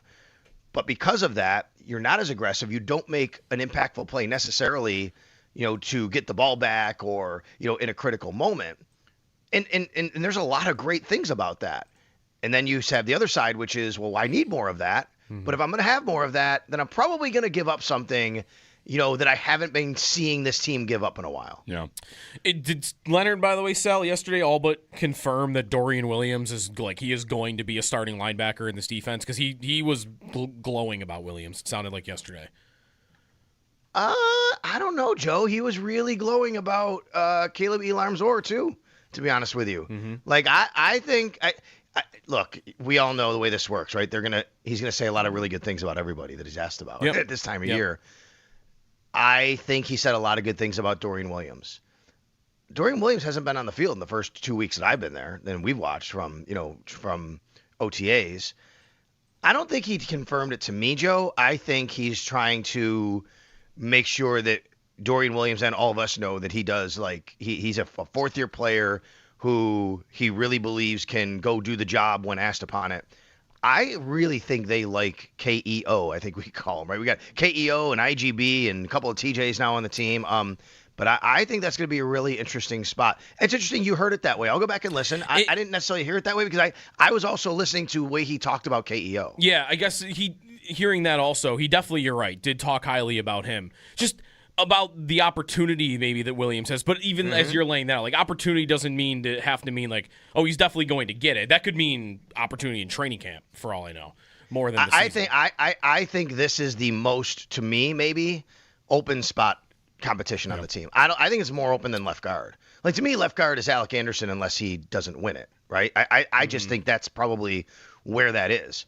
I think this is an open competition. Now, you're going to see probably Dorian Williams line up taking the first reps because he's the veteran and he's coming back. I think this is going to be a actual competition at that spot. Sal Capaccio. Sal, you also had your exchange about like defensive tackle, defensive end, 4-eye, this and that. And like, it's kind of a two-part question here as we talk about this defense going forward. How much should Bills fans get themselves familiar with all of that terminology? because it seemed like as the thing was playing out yesterday, it was an attempt to get a simpler, maybe more concise answer from Jim Leonard about the defensive front and how everybody's going to be used. Like, what do I call Landon Jackson, right? Right. And I guess as he's going through it, I thought, like, okay, I don't know either. Like, is it going to be? Yeah. Like, I know he knows what he's doing, but I think it kind of illustrates that it's not really as simple as traditional defensive ideas. Okay, so let me explain why I asked this question. It's exactly because of our conversation yesterday. And I said to you guys, I think we all have to retrain our brain on how we think about what a defensive end is or what a defensive tackle is. How do we term these guys? So my job when I come on the radio is to speak the same language. I think it's beneficial of me to speak the same language as what the team is talking about. Because if Brandon Beane or Joe Brady or Jim Leonard go up there and talk about someone as a defensive end, then I should be able to talk about them as a defensive end so you know what we're talking about. If I call that person a tackle when he's calling him an end, it gets very confusing. Mm-hmm. So I want to speak the same language for the listeners. I want to speak the same language for me to understand how they term it. I don't think people, if you want to as a fan, if you want to out there listening, get caught up in 4-eye technique, 5 technique, that's fine. You don't need to do that, all right? Let's just put it in simple terms. And I think I like this part of it. This is the way I would best describe it. So I basically asked Jim Leonard, okay, let's take a guy like Landon Jackson. I use him as an example. We know Landon Jackson's going to have his hand down on the ground. He's going to be basically over or inside the offensive tackle. To all of us guys, that's always been a defensive tackle, right? That has not been a defensive end. So what do we call him? Because even though that's the case, he might be the last guy on the line when you look at that first level and there's only 3 guys or 4 guys. And that's kind of exactly what he said. He said, look, he might line up as the end guy, but he's going to consider him a defensive tackle, basically. Yes, you might see defensive end listed on the actual like Buffalo Bills roster. So I think where I'm going to land is I'm going to say, and then I asked him about Greg Rousseau and Bradley Chubb, edge rusher / outside linebacker, and he even said, yeah, those are your traditional defensive ends. So I think anybody who is a Bradley Chubb, a Greg Rousseau, a Michael Hoyt, a TJ Parker, a Javon Solomon, those guys are actually still your defensive ends. But what's super interesting about this is he brought up the Pro Bowl. I know that sounds wild, right? Right. The Pro Bowl of all things. The Pro Bowl bases this on how to vote for the position. Those guys are not defensive ends for Pro Bowl voting. They are outside linebackers. They are edge rushers for Pro Bowl voting. So that's how they'll be listed. So I think we should refer to them as outside linebackers, just edge rushers, I should say, even though they're really outside linebackers for Pro Bowl. They're edge rushers. And then everybody, Ed Oliver, Deion Walker, TJ Sanders, Dwayne Carter, Landon Jackson, that group, defensive tackles or just defensive linemen. I think that might be the best way to do it. It is funny because like it does feel like to them on some level like what you actually list a guy as might not be like the most important thing because they could play multiple spots and like it's all about what they do on game day. But you mentioned the Pro Bowl. I mean, there's franchise tag implications too, right? That's like, exactly right. Based on what you line up as, right? Like if you're How about a this? How about linebacker- this, Joe? I'll give you something. I don't know if you guys remember. Von Miller wore number 40, right? And Yeah. Von Miller comes to the Bills. He wears number 40. He as a number 40 in the NFL, you cannot be listed as a defensive end. You must be listed as a linebacker. So even though he played, we all know he played defensive end in a 4-3. He had to be listed as a linebacker for Pro Bowl voting. He was outside linebacker because he wanted to wear number 40, and they couldn't list him as a defensive end. And that's how this works, which is wild. Do you remember when you covered Rex Ryan defenses, if this was how it all sounded? Or does there feel like there's another layer to it now, 10 years later? Because they made a similar transition, right? Like Jim Schwartz's defense was maybe not totally like Sean McDermott's, but it was more base. It was more 4-3 oriented. And then they changed big time. And I'm sure maybe we were asking the same question about Kyle Williams then that we're asking about certain guys now. Yeah, I feel like there is another layer. I don't remember us having those kinds of debates. We weren't talking about 4 eyes back then? No, we weren't talking about 4-eye back then. I mean, but they did have those. You know, they did have the techniques. And by the way, just not for nothing, I will tell you guys, if you really want to like research anybody, wants to go look at the research and the techniques and what's a 0, what's a shade, what's a 1, a 3. There are actually different ways different coaches have done it, and coaches at the highest level. Now, the way I grew up and the way I learned football was if you're head up on the offensive lineman, that's an even number. So if you're right on the nose, that's a 0. If you're over the guard, that's a 2. If you're over the tackle, that's a 4, which brings in, that's why a 4i is the inside of the tackle. However, there are coaches who it just goes straight 1, 2, 3, 4, 5, 6, so your odds and evens don't matter. That's why it matters when they talk about these things, right? But you don't have to get caught up in that. I think the biggest thing that fans need to know about this whole thing is we are going to treat, going forward, when I come on the radio, we're going to treat Ed Oliver and Deion Walker, TJ Sanders, Dwayne Carter, Landon Jackson as defensive linemen and even defensive tackles. I'm just going to call them that. You're going to get from me, Greg Rousseau, Bradley Chubb, Michael Hoyt, TJ Parker, Javon Solomon. That group is just going to be edge rushers. That's how I'm going to term it, because I think basically that's what he basically said to us. Right. Sal Capaccio with us. Sal, how did Leonard sound yesterday on cornerback, specifically with Hairston and IGB?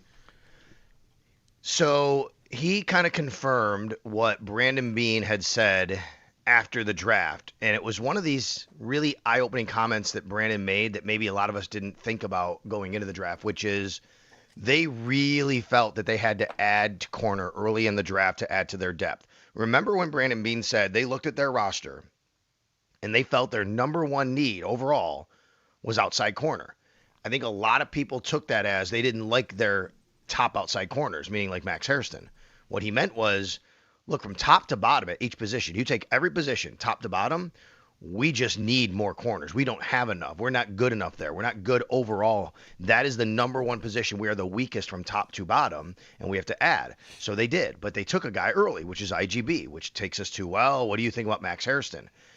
While Jim Leonard basically said it's not an indictment on Max Hairston or anybody. We love Max Hairston. He even said he liked Max Hairston a lot coming out of college and all those kinds of things. But so they take IGB, and he says because, A, we needed to add depth to that spot. The second thing was he said he also brings an element that we don't have. He's different than those guys in the room, and he's long, and he can play press man, and what they want to do. So I still think it's going to be interesting going to camp and watching like how the reps are divided up. I'm not anticipating IGB necessarily challenging right away for the outside corner spot with Max Hairston. But as this defense grows down the road, could we start to have that conversation? I wouldn't be surprised. Yeah. Well, the other thing about why they needed depth at corner is because, I can't imagine them taking another player for the front seven. There are so many bodies there. Oh, my gosh. Right?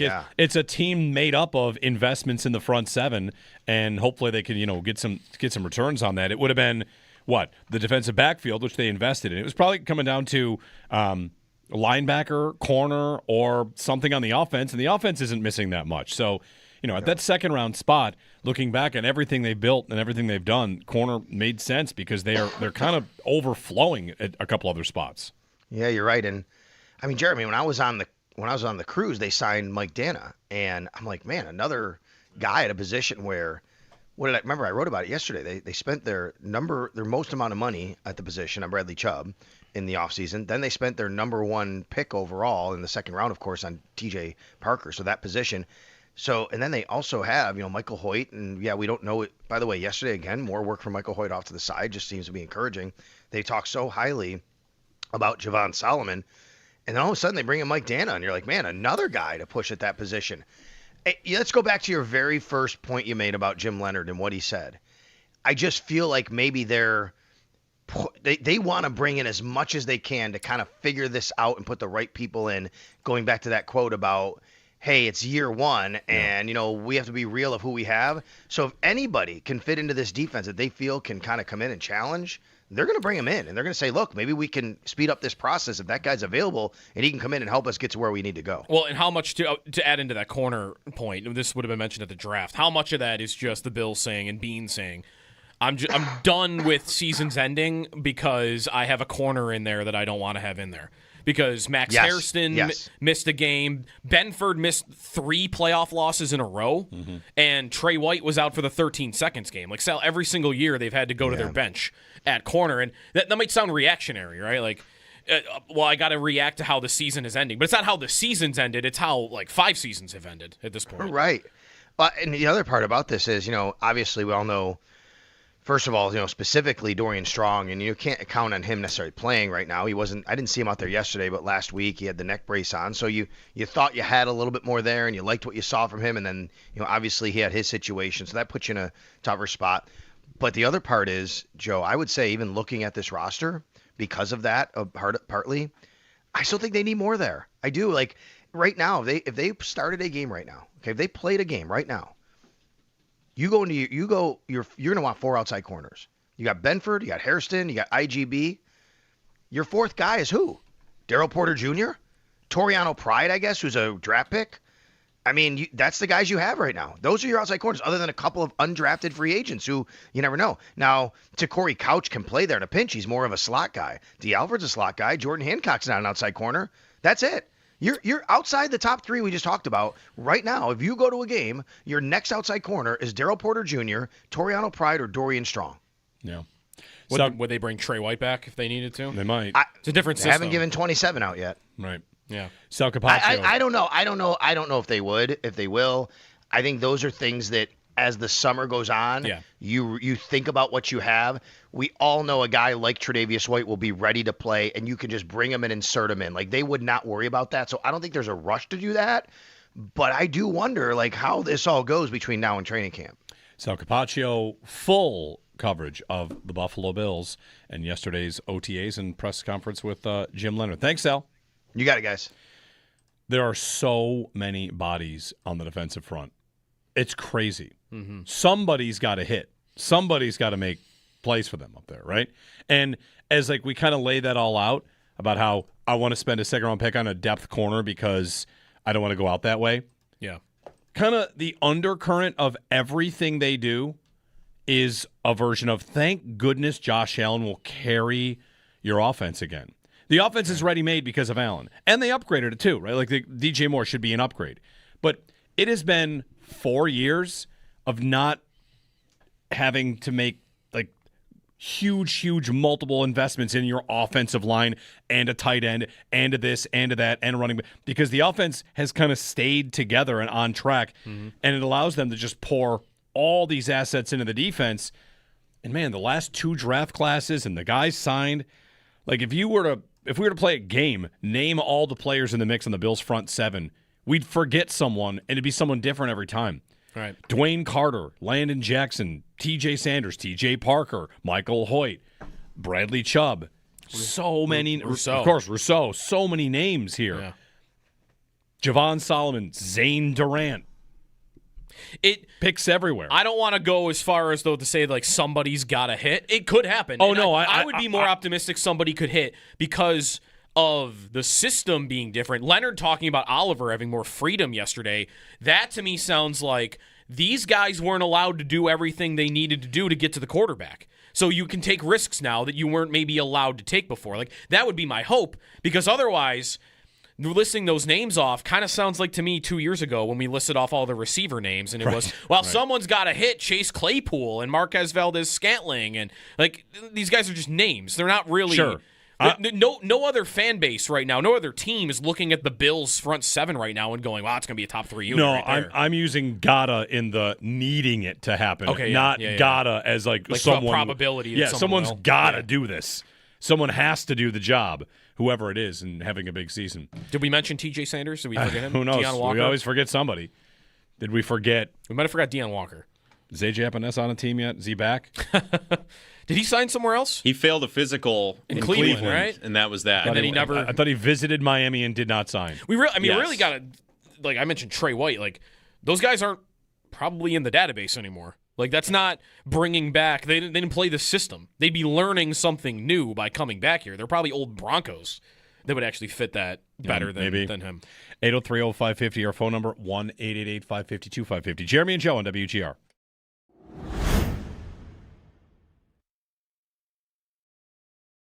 For more comfort. Now's the perfect time to make yourself comfortable with a new electric heating and cooling system from Belknap. In Western New York, summer and winter bring extreme temperature conditions. Make yourself comfortable with Mitsubishi electric heat pumps, designed to keep your home cool in the summer and warm in the winter, no matter how hot or cold it gets outside. Call Belknap today to learn more. I'm Gary Garflow, president of Belknap. We work on your schedule.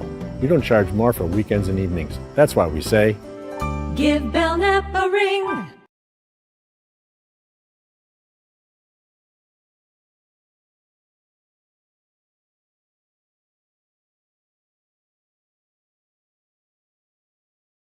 Here's what I think is happening in the Alex Tuck negotiations. The Sabres are holding a line pretty steadily.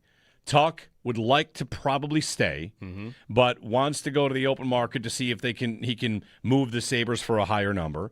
And Tuck has to, for the next month and 5 days, represent to the Sabres and to everybody else out there, he will go. Because now the Sabres are not in a position of desperation. The Sabres are in a bit more of a position of strength. Yep. And he still has to do that. And he might leave, but I do think that it would be Tuck's side that would be kind of standing on, no, we will leave. We know what we're worth. That's my belief. I would agree with you that is likely what Tuck is aiming at here. Like, will it work? I said this last week, if I were putting myself in Alex Tuck's shoes, what would I be trying to do? I would be trying to stay here and get every dollar I can out of Buffalo. And to do that, I need to make them think I would go to Seattle.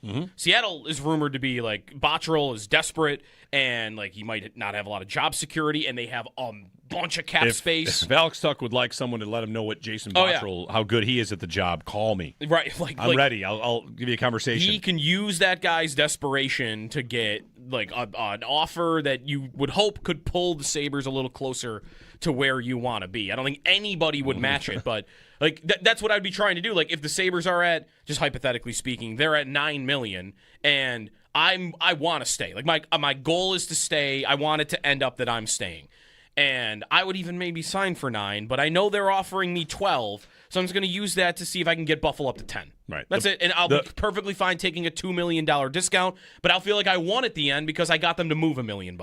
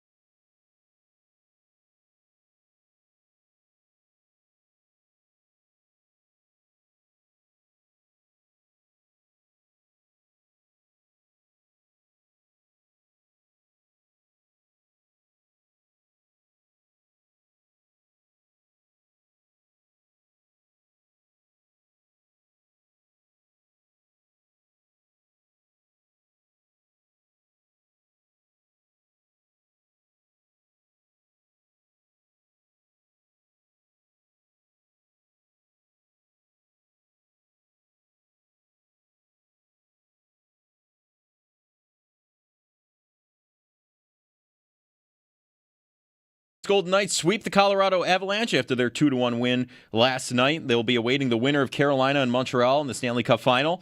Carolina currently leads that series 2-1. Game 4 is tonight with 8 o'clock puck drop in Montreal. The Bills continue OTAs. It's exciting to get in front of the room, coach your coaches, lead the staff that way rather than supporting a defensive coordinator or just supporting a head coach. So that's been exciting. That's defensive coordinator Jim Leonard for the rest of his press conference. You can find that on demand at WGR550.com, along with some of the other players that spoke yesterday as well. Looking around the NFL, the Chargers signed safety Derwin James to a 3-year, $75.6 million contract extension. Texans wide receiver Nico Collins agreed to terms on an adjusted contract that guarantees his salary for this season and next. Packers running back Josh Jacobs was arrested in Wisconsin on domestic abuse charges, and the United States Supreme Court refused to intervene in Brian Flores' discrimination lawsuit against the NFL. This means that the case can head to trial. In the NBA, the Western Conference Final, OKC beat the Spurs last night, 127-114. OKC leads the series 3-2. That's your Paddock Chevrolet Sports Headlines. Paddock Chevrolet with you for the extra mile since 1935. I'm Joe Cali for Western New York's Voice of the Fan, WGR.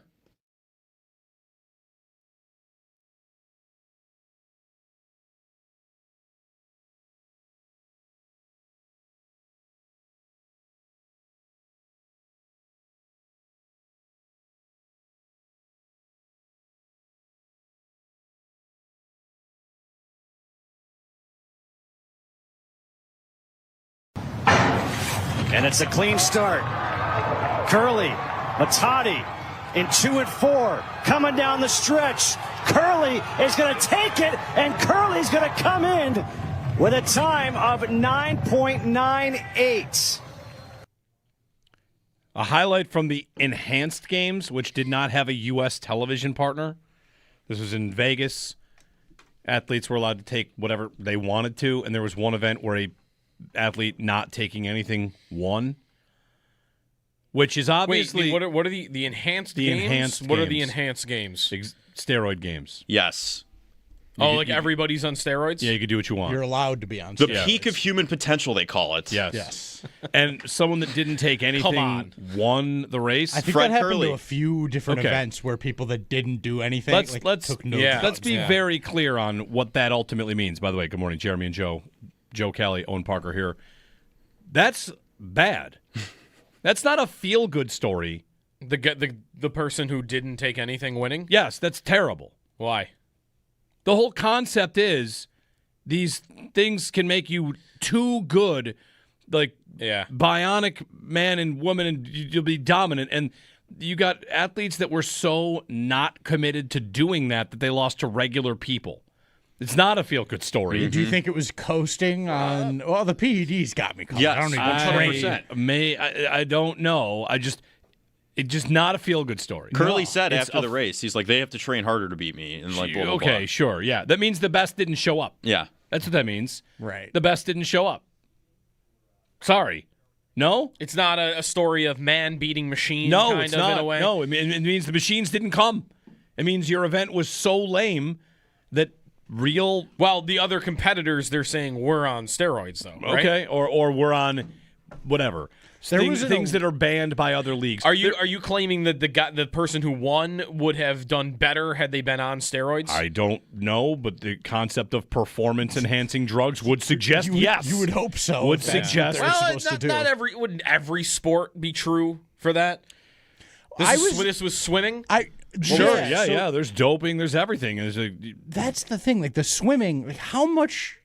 Yeah, I don't want to be... There would be certain steroids, I'm sure, that would actually do me harm. Yes. Right, like there was a guy, swimming. there was a picture of one of the guys, and he was he looked like the Hulk. Magnuson. And he was supposed to swim. Yeah. That guy's not swimming. He was an Olympian. Why do you do that? It was unbelievable. Because the entire thing was a joke. Right. Like I could get a quarterback to play and be 350 and bench pressing a car. That congratulations, you're not the best at this position. Right. So I saw that a regular athlete won. It's like, okay, so you didn't get any good athletes.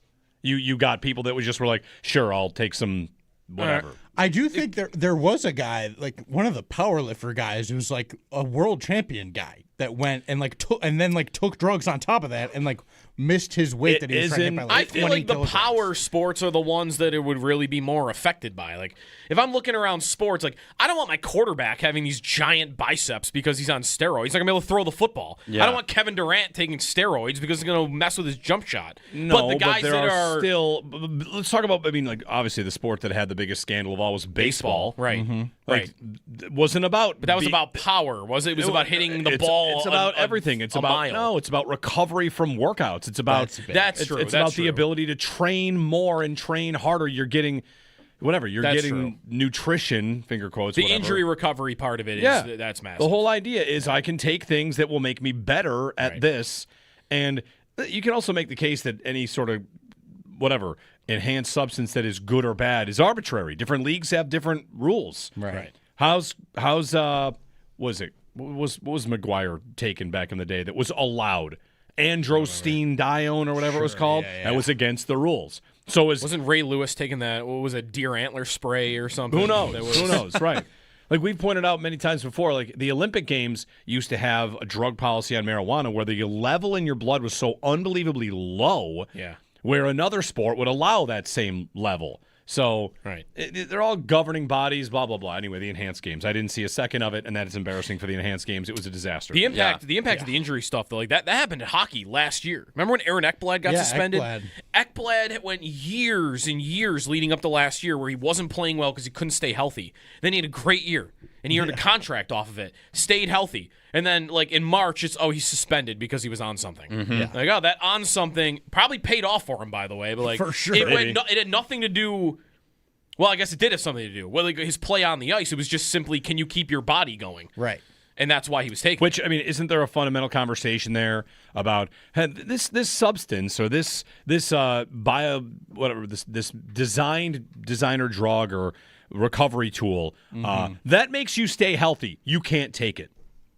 Oh, okay. Right. I mean, again, all of it is going to be in a gray area of what leagues decide they allow and they don't. Right.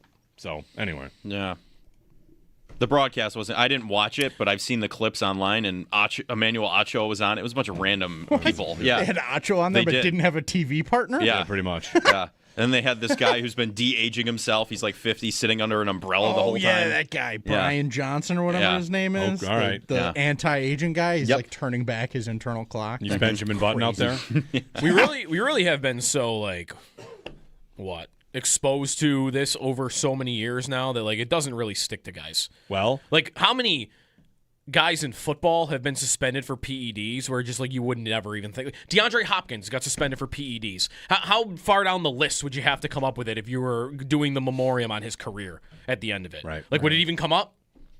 Probably not. No. How many up people with Big listening Papi a when I lot. just said that didn't even know that he got caught doing PEDs like didn't. years ago? I mean, Michael Hoyt was popped last year for it. Yes. It's like, Right, for the Bills. come on back and play better, you know? Forgot about that. Right. Whether it's intentional or not, or, you're just – it's also – remember, there also was an era in the NFL where guys used to get suspended for marijuana. It just doesn't happen. Josh Gordon had his career derailed by it. Now, that's the extreme case. It used to just be you got popped for 4 games for marijuana. Now, No, you just I don't. don't even think they it test for doesn't it happen anymore. No, they don't. Yeah, The solution for the NFL was always like, stop testing. Yeah. Who cares? Just stop testing. Anyway. Yeah. 803-0550. All this from the enhanced games. The enhanced games. I think to win, you should have to be enhanced. It should be the qualifier. That's part of my point. I kind of was stunned I am saying it's more impressive if you This do it guy's without cheating. It could be. He's not doing the stuff. Right, he's cheating. He's cheating. In the why not do the real games at that point? Right. Right, yeah. What's that guy up to? You just got to go beat up the enhanced guys? Maybe he is enhanced. He's just trying to make it seem like he isn't, and that's like how he becomes a star. And here's the circle of life. He actually is enhanced, but he's on such an enhanced substance they don't even know it exists. Right. So it can't even be banned. So I don't know. Whatever. 803-0550. The World Cup gets started in about 2 weeks. Coming up on 2 weeks. That's exciting. U.S. are favored to win their group because their group stinks. Yeah. Their games are late, by the way. So it's a 9 o'clock Friday game, a 3 o'clock Friday game, and then a 10 o'clock Thursday game, which also means, by the way, that they play like one game a week over 3 weeks. Like, it's pretty spread out. And then on to the knockout stage. Yeah. All right. I was thinking we should maybe choose a country, not the U.S. Well, I'll root for the U.S., sure. But we should also, as a show, as a team, we should all line up behind another country. Not our own I'm countries. open to this. Let's all get together and just become fans of said country for this World Cup. I would need the team to be capable of have a chance? Have a chance to win. Yeah. Some chance, right? Like Yeah, I don't want France, Curacao. You know, all due respect, don't think they're winning the World Cup. No, so I'm probably not. I'm not into that. They're plus 250,000 to win the World Cup. Okay, I'm not into that. Yeah, I also. But if you want to pick a team that like has a fighting chance, I'm open to it. My Italy is not there in this tournament. So. I know, I'm right? assuming the Polish are not exactly contenders. They're not in it. They didn't qualify either. Makes sense. Spain. I think they got eliminated on the same day Italy got eliminated. Yeah. Spain is the favorite. Yes, barely, right? Yep. How about Portugal? Let's root for Portugal. Yeah, I was going to say, you were there. I like Portugal. I have a Portugal jersey You do now. have the jersey. He just wants everyone on board with the team he has a jersey of. Yeah, But Portugal that's as good a reason as any. And, a place where it would mean a lot, and they haven't won. Let's not root for Vegas. They did win a Let's Euro. not root for Carolina. They did win a Euro tournament. Okay. There's that. It's not a World Cup, though. I like the idea of rooting for someone who hasn't won. Are they the best team that hasn't won? Probably, right? They're better than the U.S., for sure. The Netherlands has been have they ever won it? The Netherlands are on that list, too. They've never won? No. And they've been great. Netherlands would be kind of fun. Portugal's never won the World Cup. What about England? Uruguay? England is always an easy answer. England is For what? to root for. No. Opposite. Root against. They're the Leafs. You gotta have them to make fun of. It's the perfect example, the Leafs, because yes, it's fun to root against them, but if they ever got there, it'd be pretty. Cool. Oh, but it's like when they lose to Iceland in a major tournament, it's hilarious how much they freak out when they lose. I don't want to lose that. That would be cool too. That's true. We just lost it with the Knicks, basically. Like we still have the Leafs. I don't want to lose England. Their squad reveal video was dope. I don't know if you England's? saw it. Yeah, I saw awesome. people reacting to it. Yeah. It was like a Beatle. I forget which Beatles song it was, but it was really, really, really cool. That made me. I'm trying to look at how long it's been. I don't want Norway because I don't like Holland. Because they're next after the Netherlands. Belgium, I don't have a reason to not like Belgium. Belgium be great. Does They Uruguay beat have the any US. chance? Last time they won was like 1950, right? I did root for them in one of those World Cups. They 'cause I made liked the Diego Final Forlan. Four in 2010. They lost to the Netherlands. Switzerland, Japan. Like, now we're getting to a place though where like Croatia, Mexico, like these teams aren't winning. I mean, Croatia, didn't they make the final? They did. They lost to France. How good's Japan? Japan would be cool. That'd be kind of fun. Their odds are worse than the U.S. I'm open to Portugal. We've got time to consider who we're going to line up behind. We've got 15 days, 7 hours, and 12 minutes. I am vetoing England off the top, though. All right, we are fine. not rooting for Maybe England. that's what we'll do. We'll all come. It'll be like an Olympic bid process. Survivor. We all come with a team. Survivor, World Cup and then Survivor. we vote on it. I'll be bringing Portugal to the table. Each of you bring a team. We'll have a tribunal, and then we'll decide who are lining up behind. In addition to the U.S., of course. All right. I like this. Is it bad that I was thinking of our next draft and like the drum banger draft? Of course, is Dead. over. I had in a tie. You want to know? You know what? I'll tell you the next draft. I thought of one.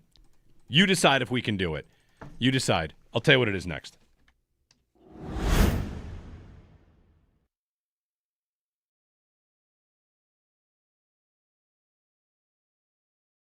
I would like to ask you guys a question. If the Sabres next season have Colorado's year, would it be reasonable to be broken by the sport permanently? If the Sabres do what Colorado just did, I think I would be done. I would be broken. I would not be able to recover. Which is that you had the best regular season. I mean, midway through, it looked like you were the greatest team that's ever existed. Yep. And then you thought you're just going to coast to the playoffs, and then you sweep, and then beat another great team in 5, and meet up against a 95-point team that would not have made the playoffs in the East. They had some good underlying numbers. But all right, here you go. Yeah. The Western Conference Final against a 95-point team, and then get absolutely trucked. Yeah, let me ask you a question. Has this scenario not almost exactly played out before for the Sabres? Is that not kind of what 06-07 was? The Rangers? Were the Rangers? Well, the Sabres Ottawa. start on fire, and maybe Colorado did it longer than the Sabres did, but like halfway through, you look like, oh, yeah, but you're the best team in the league, and that would have been propelled by their 10-game win streak in 2007. But that you get to the midway point, and then it's maybe they're bored, and how many they don't points look did as good. Ottawa have? Like 5 less than the Sabres? They had 105 that year. Okay, 105 points. The Sabres had 113. Yeah. Yeah, there's a bigger difference between Vegas and Colorado this year, I guess. But that's fair. Vegas is not being treated like your plucky underdog 95-point team because they have accomplished so much in the postseason in the last 9 years. Like the regular season, you know what? Do they feel somewhat like what a Chiefs team would feel like that ran into problems in the regular season? Yes. Tell me that they're going to do that in the playoffs. Yeah, never bet against them. Right, basically. I think Vegas is getting more credit than your Okay. If San Jose had made the playoffs with 95 points and they had done this, I think that would feel very different. So I feel like the Sabres have had this year before, where you had an incredible regular season, and then you won a couple of rounds, and then, oh, look, in the conference finals, something's broken. You just weren't even close. McCarr's hurt, McKinnon's playing hurt. Something's broken. It would stink. Yeah. You would be going technically 4 games further than you just went, but by wins, I guess you wouldn't have gone any further. No. Well, you gone 1 win further if they did what Colorado did this year. So, I don't think I'd feel great about it at all. Right.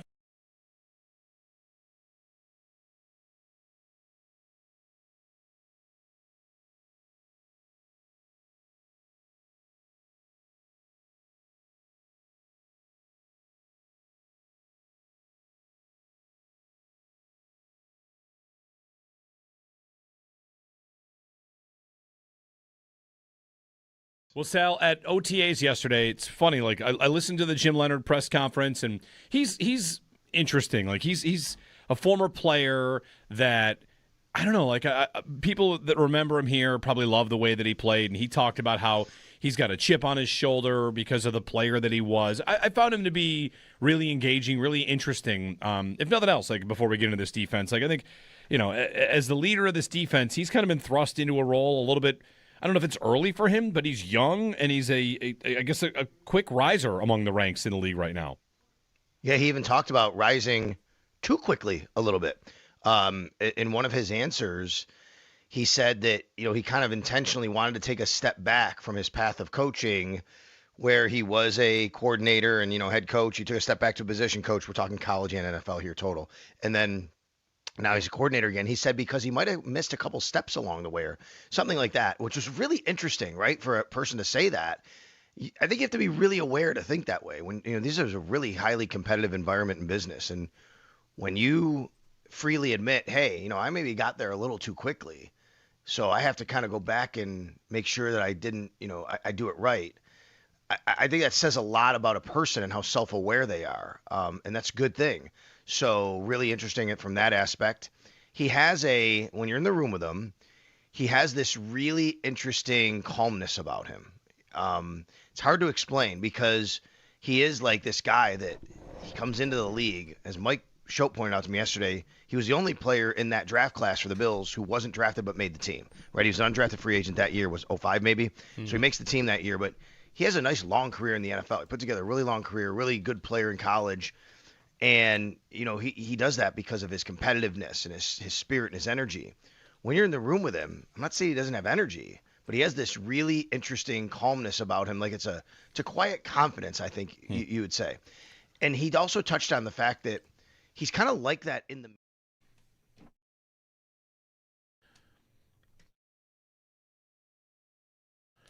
All right. Who's ready for our next draft? We may or may not actually do this one. I'm into it. The Drum Banger draft in Fantasy League was a big hit.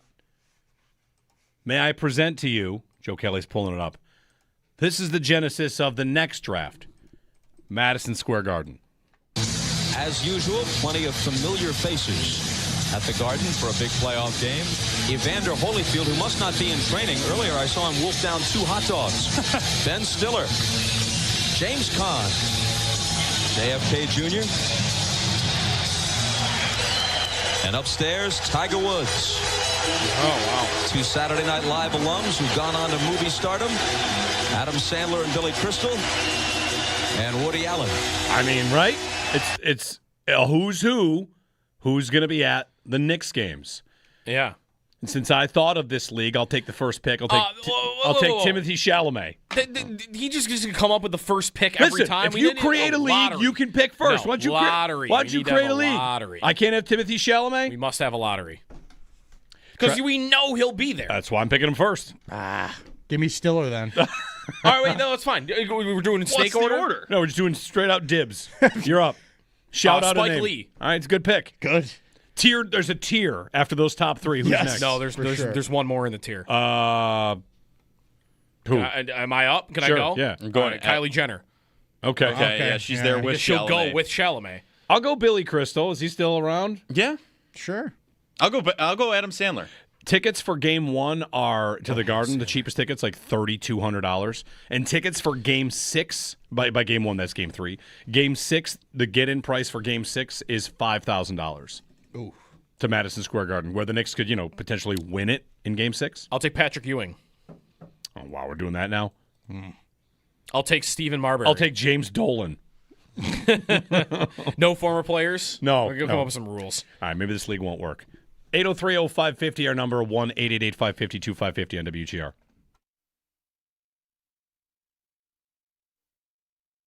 How much should Bills fans get themselves familiar with all of that terminology? Because it seemed like as the thing was playing out yesterday, it was an attempt to get a simpler, maybe more concise answer from Jim Leonard about the defensive front and how everybody's going to be used. Like, what do I call Landon Jackson, right? Right. And I guess as he's going through it, I thought, like, okay, I don't know either.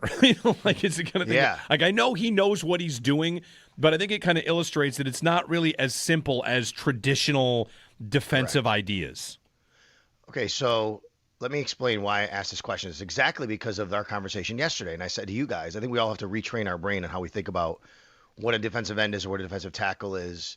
How do we term these guys? So my job when I come on the radio is to speak the same language. I think it's beneficial of me to speak the same language as what the team is talking about, because if Brandon Beane or Joe Brady or Jim Leonard go up there and talk about someone as a defensive end, then I should be able to talk about them as a defensive end so you know what we're talking about. If I call that person a tackle when he's calling him an end, it gets very confusing. Mm-hmm. So I want to speak the same language for the listeners. I want to speak the same language for me to understand how they term it.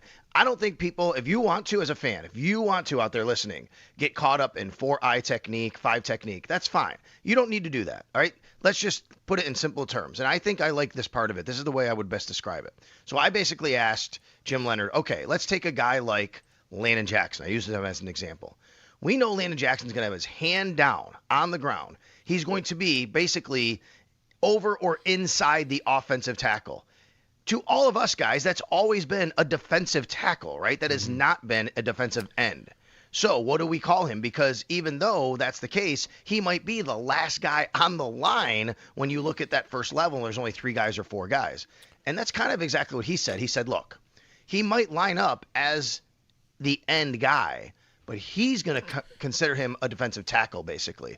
Yes, you might see defensive end listed on the actual Buffalo Bills roster. So I think where I'm going to land is I'm going to say, and then I asked him about Greg Rousseau and Bradley Chubb, edge rusher / outside linebacker, and he even said, yeah, those are your traditional defensive ends. So I think anybody who is a Bradley Chubb, a Greg Rousseau, a Michael Hoyt, a TJ Parker, a Javon Solomon, those guys are actually still your defensive ends. But what's super interesting about this is he brought up the Pro Bowl. I know that sounds wild, right? Right. The Pro Bowl of all things.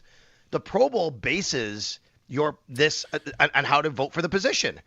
Those guys are not defensive ends for Pro Bowl voting. They are outside linebackers. They are edge rushers for Pro Bowl voting. So that's how they'll be listed. So I think we should refer to them as outside linebackers, just edge rushers, I should say, even though they're really outside linebackers for Pro Bowl. They're edge rushers.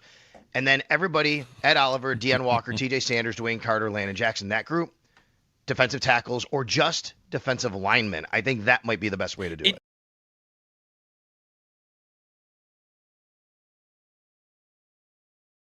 Man, Vegas, again. A Vegas-Carolina Cup final is as bad as it gets. Like really try to draw up one you'd like to see less in a lab. Right? Pick a Western team. What, Utah and the Islanders might be on the list for me. But that's just a personal thing about the Islanders. I was going to say, like, if you want the emotion of it, like a Sabres fan could get to Dallas. But I mean, Vegas is pretty bad. But Vegas is rough. Vegas is rough. I mean, the spectacle that team is, they're about to have their, I don't know, are they going to win? I think they're going to win. It's a third cup final in 9 years. I think they're going to beat whoever makes it through, which is probably Carolina. But I think Vegas is going to win. The Vegas Golden Knights have swept the Colorado Avalanche after their 2-1 win last night. They'll be awaiting the winner of the Eastern Conference Final, Carolina or Montreal, in the Stanley Cup Final. Carolina currently leads the series 2-1. Game 4 tonight, 8 o'clock puck drop in Montreal. The Bills continue with OTAs. Defensive coordinator Jim Leonard spoke with the media yesterday for his press conference. You can find it on demand at WGR550.com, along with some other players that spoke yesterday as well. Looking around the NFL, the Chargers signed safety Derwin James to a 3-year, $75.6 million contract extension. Texans wide receiver Nico Collins agreed to terms on an adjusted contract that guarantees his salary in 2026 and 2027. Packers running back Josh Jacobs was arrested in Wisconsin on domestic abuse charges, and the United States Supreme Court refused to intervene in Brian Flores' discrimination lawsuit against the NFL. This means the case can head to trial. In the NBA, in the Western Conference Final, OKC beat the Spurs last night, 127-114. OKC leads the series 3-2. That's your Paddock Chevrolet Sports Update. Paddock Chevrolet with you for the extra mile since 1935. I'm Joe Cali for Western New York's Voice of the Fan, WGR.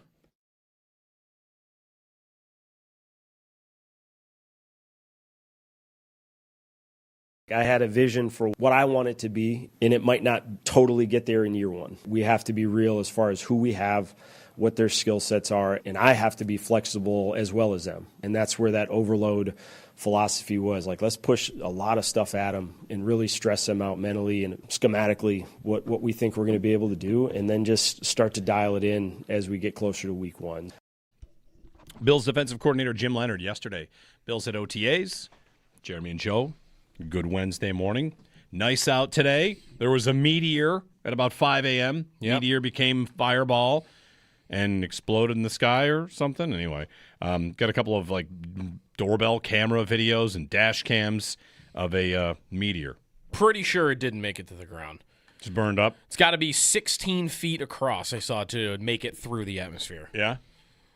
I mean, it's hard to tell, I guess, from the dash cam. Yeah, let's get Gene's Sterator. Gene, take a look at this. How wide was this meteor? Yep. 16 feet. We're going to get rules analysts at the World Cup? Yes. Is there VAR? It's a great question. Is there has to It doesn't have to be. I mean, no, it's different at different levels. Like Champions League has different levels of it. And anyway, 803-0550 is our number. That's Jim Leonard. There are. They've actually been extended. Okay. Extended VAR powers for the World Cup. Great. More reviews. It's what everyone wants. Right. Can't wait. Very excited about it. That quote from Jim Leonard yesterday, that's the money quote. There's two or three things kind of packed into one. Mm-hmm. And my favorite piece of it is, if you'll allow me, can I be a little bit snarky? A little bit? Is that allowed? It's fine. All right. Go ahead. Because he says about this defense, we have to be real about who we have. Which, careful, yeah. The last coach got fired for being a little bit realistic about who we had. Not enough people, right? I need some help here.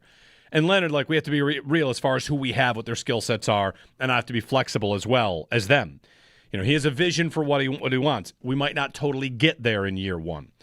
And sure, they're turning over the defense. Like I said, being a little snarky, not fully meaning all of it. Can the defense be better than last year? Sure, right? Mm-hmm. Maybe. Doesn't Jim Leonard walk into a defensive job where it kind of does not matter what he does until he plays a good quarterback in the playoffs? If I tell you they have the number one ranked defense in football, and then they give up 30 to Burrow, it's the same thing. Don't care. Yeah. It's that congratulations on a good season. We have the same problem, right? It's about January. Again, Yeah. And it always was going to be about January. And that's true for Joe Brady, too. The Bills could have the number 1 ranked offense in football and score 32 points per game in the regular season. And if they have the ball with 4 minutes left with a chance to win the game, and they don't, that's the same. Right? It is the same. It's kind of a unique spot to be in where congratulations on everything you did. You must get over the line for this to be worth it. But because... Or a success, I should say. Maybe it's worth it either way to have gone through the changes. Something had to change. I'm not telling you everything's going to be exactly the same. I don't think that at all. But it's just, like you got to get this thing done.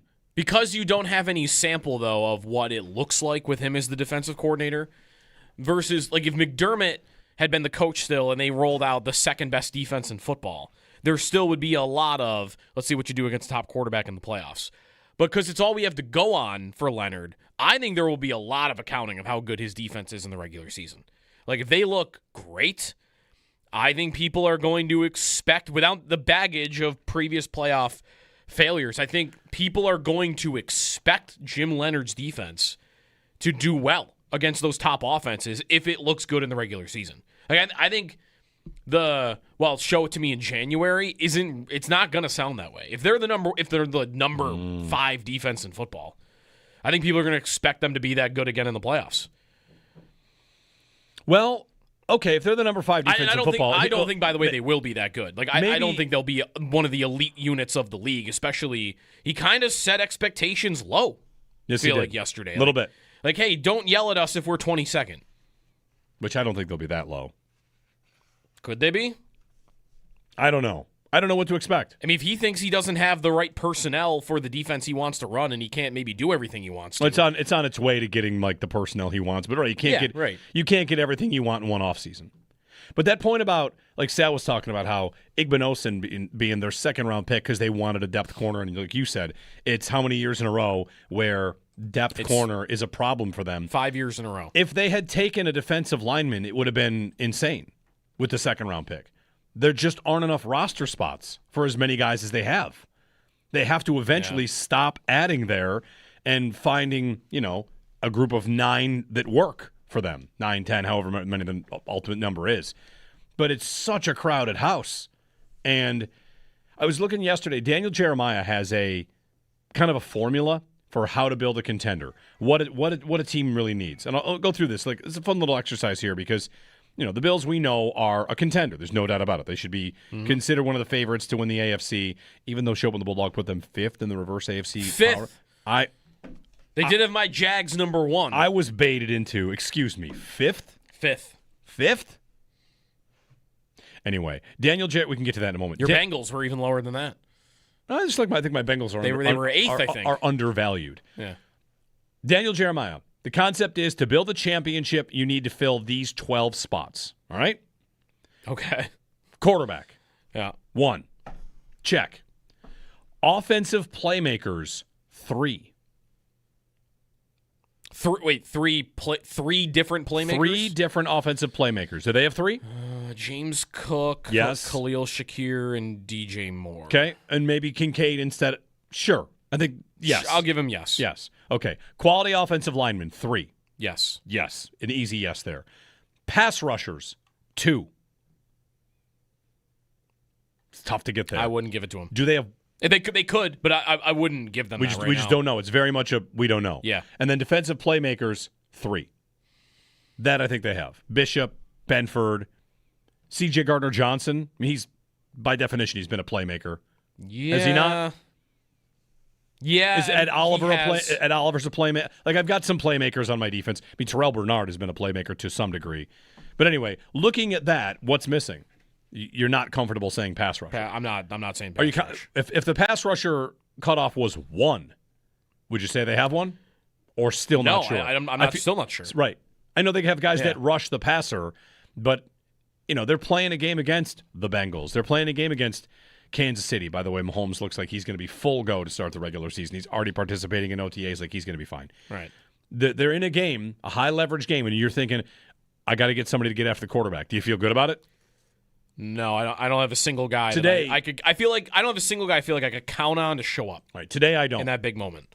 Without blitzing or, exotic ideas. I mean, Rousseau would be the guy at the top of the list, and in the 5 playoff losses that he's been on the field for, he has 0 sacks. Like, just every year, it comes to that final game of the year, and who's there to get after the quarterback? The guy's never there. Mm-hmm. So, I don't. That's where maybe had they drafted another one in the second round, it wouldn't have been that crazy. Because, sure, who makes the team, but also, who's good? Who's good? Because at corner, I have 2 guys I know are good. I just don't know if they can stay on the field. Benford, of the 5 playoff losses where they've been missing a corner, he's 3 of them. So, and then Hairston is another one, and he has injury concerns going into this year. So I think it's reasonable to say, yeah, you need a depth at corner. But I feel like I have 2 guys at corner I know are pretty good. Benford I know is good, and Hairston showed a lot of signs in year 1 that he should be good also. And at defensive end, like, I just don't, I don't know what I can count on going forward. You're hoping Chubb still has a lot left in the tank to do that. You're hoping there's another gear for Rousseau, but I think drafting another one or adding another one, the roster crunch would have been there, but it would have been, okay, I'm cutting Landon Jackson because I'm chasing someone that's actually good at this position. That wouldn't have been crazy to me. And now here they sit with a group that, like, it could happen. That to me is the thing that would hold them back. Like, if this defense is not as good as they were last year, I think it would be that, okay, this defensive coordinator who's been very good at getting after the quarterback is suddenly experiencing life without being able to get after the quarterback. Because Sean McDermott had a lot of practice at that, right? Mm-hmm. He had years of practice. This is what I have to do when I can't get a pass rush. And last year, by the way, you know, the obituary on McDermott's defense is leaving out that last year was not really like the other years. Like, we're looking at the whole broad scope of what McDermott's defenses were, and yes, they were don't allow big plays, you're playing a little bit more conservative, you're not blitzing a lot, and that's kind of how McDermott played for the majority of his career calling the defense. But wasn't the whole story of last year's defense that they were mixing up personnels, this guy in the field, this guy's on the field, off the field here, they're blitzing more than they ever have, they're using more man coverage than they ever have. Like, wasn't the story of last year that McDermott was doing a lot of the things that you're hoping Jim Leonard's going to come in and do? So it's not like they're making as, I think, polar of a change from what McDermott's defense used to be to what Jim Leonard's going to bring in. They already were starting to mix things up last year with a group that we all didn't think was very talented. So all that to say, like, I think Leonard's defense could be better than McDermott's, but I'm not setting my bar very high for them in year 1. Like, I think a middle of the road defense would be an adequate result. 803-0550 and 1-888-550-2550 if you want to chime in. Would I take 15th right now for them on defense? Would you take 15th? Well, that gets back to my general question, is it doesn't really matter. Right. Right? Sure, right. If they're 23rd, but they produce in the playoffs. Right. When the Seahawks had the best defense in football, one of the top 2, and in the playoffs, how'd they do? But how good are they going to, like, part of what I get to is like 15th. If they're the 15th best defense in the regular season, are you going to expect them to be good in the playoffs? Because if they're one of the bottom 10, no one's going to think they're going to be ready for it. No, but the 15th best defense in the league, where do they rank among playoff defenses? There are 14 teams. Are they 11th? Maybe not. Well, how many of those teams that you think will make the playoffs are they going into the season expecting to be better on defense than the Bills? Because who's good on defense? Like, I'm looking at their AFC reverse power rankings yesterday. Are they better defense than Jacksonville going into the year? Probably not. Wasn't Jacksonville great at the end of the last season? They were strong, yeah. Baltimore should be good. Denver. Had one of the best last year. New England. Decent. But they're not, like, top of the league. No, New England was Jekyll and Hyde. When Milton Williams was out, they were a different defense. So Cincinnati?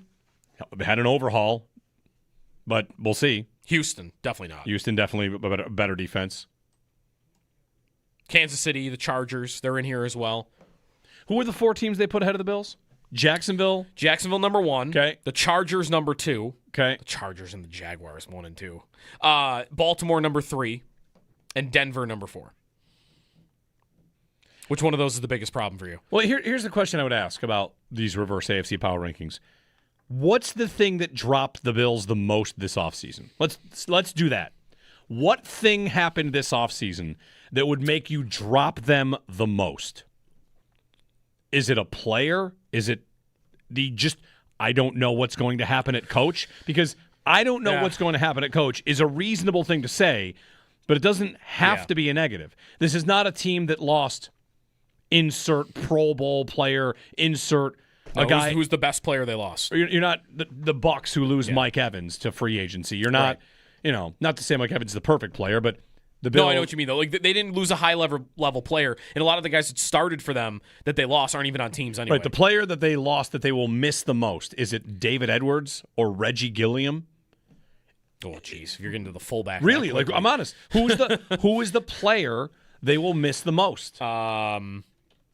Maybe it's David Edwards. Jordan Poyer, because he steadied things back there. I mean, it's not Jordan Poyer. Didn't Trey White kind of steady things also? Right. That's what I mean. Like, who's the player that left that they will miss the most? I don't know that I have. I don't know that I have an answer. Not an easy answer. Now, did they add enough in those spots that left? We'll see. So I mean, it could it just be the coach part of it? It's just uncertain. And the other thing that it could be would be, and I guess you'd have to go through these 4 teams and determine if this happened with them, that, well, you didn't lose a lot, but you didn't add a lot that really moves the meter for me, and other teams did more. And did Denver do more? They traded for Jalen Waddle. Yeah. Like, I think Waddle is a better receiver than DJ Moore, but I also don't feel like it's a crazy difference. Right. New England's about to trade for A.J. Brown. Right. And they added Romeo Doubs. And Baltimore was Cincinnati above. traded and got Dexter Lawrence. Baltimore got Trey Hendrickson. Right. You have more blue chip additions for some of the other teams. What did the Chargers do? They hired Mike McDaniel. Mike McDaniel. Is that it? And then what did Jacksonville do? Jacksonville, nothing. They said that Travis Hunter is going to only play defense, even though he's going to still play offense. What else did they do? They let Travis Etienne walk out the door. Yeah, so I would. I don't know which team I'd have the biggest problem with there, but I mean, I would have had them higher than 5th. But yeah, what am I to be that concerned about right now? Like, it would just be what we kind of went through. Like, I have no idea how good the defense is going to be. Well, I don't have any. Their floor and ceiling for the offense isn't that crazy. Their ceiling for the offense is number 1. Yep. It always is with Josh Allen. And we'd like to think their floor is like 7th. 7th. We'd like to think that. What's their floor for the defense? Is there a floor? 24th. And their ceiling is what? 10th? I might put it 5th? higher. 5th to 24th? Like, we're talking about their defense could almost be anything this year. Right. Like, I'm open to it being great. I kind of think that it won't, but it definitely could. And, of course, like when you're talking about your own team and your own finishing position, your own expectations, it's like a golfer. You could shoot a better round. What did the field do? Right. Did the whole field get 10 strokes better and you got 5 strokes better? I don't know that the whole field got 10 strokes better. But you're asking me, and I kind of asked you, like, what's the thing that will make them drop? What was the biggest thing that happened to them you think would make them drop? The best, not the best, but maybe the strongest case you would make is, well, New England got stronger. New England in another year adding pieces. Yeah. A vastly upgraded receiver room for Drake May when they get A.J. Brown in 5 days. And maybe the case is, well, New England is number 1. And then Cincinnati, because they have added big pieces to their defense, even though they lost Hendrickson. They still added some pieces there. And if it's Baltimore, they have the same thing with the coach. Trey Hendrickson and a defensive coach have changed. Like, I don't know. You of course, have to look at your peers and see who's done more than you, because that's one way they can pass you. It's not just going to stay static. Other teams are going to try and pass you. 803-0550. They also did lose Joey Bosa, but he also was not on a team. Incredibly. And also did nothing in the second half of the season. Not that incredibly. All right. I mean, nothing. He had did he have 8 pressures in the last 10 games or something? It was bad at the end of the season. Yeah. I'd really be stretching. I'd be working to find something else that I would say they've dropped because, I guess you could be concerned that offensively the league will continue to catch up to Joe Brady, which it looked like it was starting to at points last year. But it just didn't really crash. And I just also feel like even if there are problems with the way Brady is designing the offense or calling the offense, the power of Allen being back there. I can't get to that would have them collapse. I feel like if Allen is your quarterback, you're going to be in the playoffs. If he's healthy and good to go, like you're just whatever the problems are, they're taking sacks or they're not running it as well or the receivers aren't as good or the defense is good. Just if Josh Allen's your quarterback, until it's proven otherwise, I feel like you're going to win 10 games and you're going to be in the playoffs. And we're going to be talking about playoff games. Want a fun Allen question for you? Like a Matthew Stafford one? Yeah, why not? What's the fewest rushing yards Allen will have in his career as a starter? Ooh. Right? He's 30 now. Well, late 30s, you wind down a bit. Allen has already shown an ability to become more than just a scramble passer. He can execute a high level of short passing game, accuracy-based. Isn't he going to be the guy in his late 30s that who runs anyway? Who runs even when he probably shouldn't as much as he is, and he's not as fast as he once was. What's his career low right now? It's like 400. Has he ever been below 400 in a year? Yeah, I'm thinking about it in the Stafford context, where Stafford runs for like 10 yards a year. Yeah, man. Like, is he ever going to do that? I don't think he'll ever be that low. Right.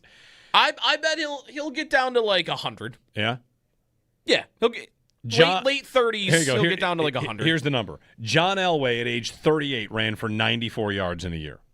Okay, yeah, I think roughly that. What was Elway's career high though?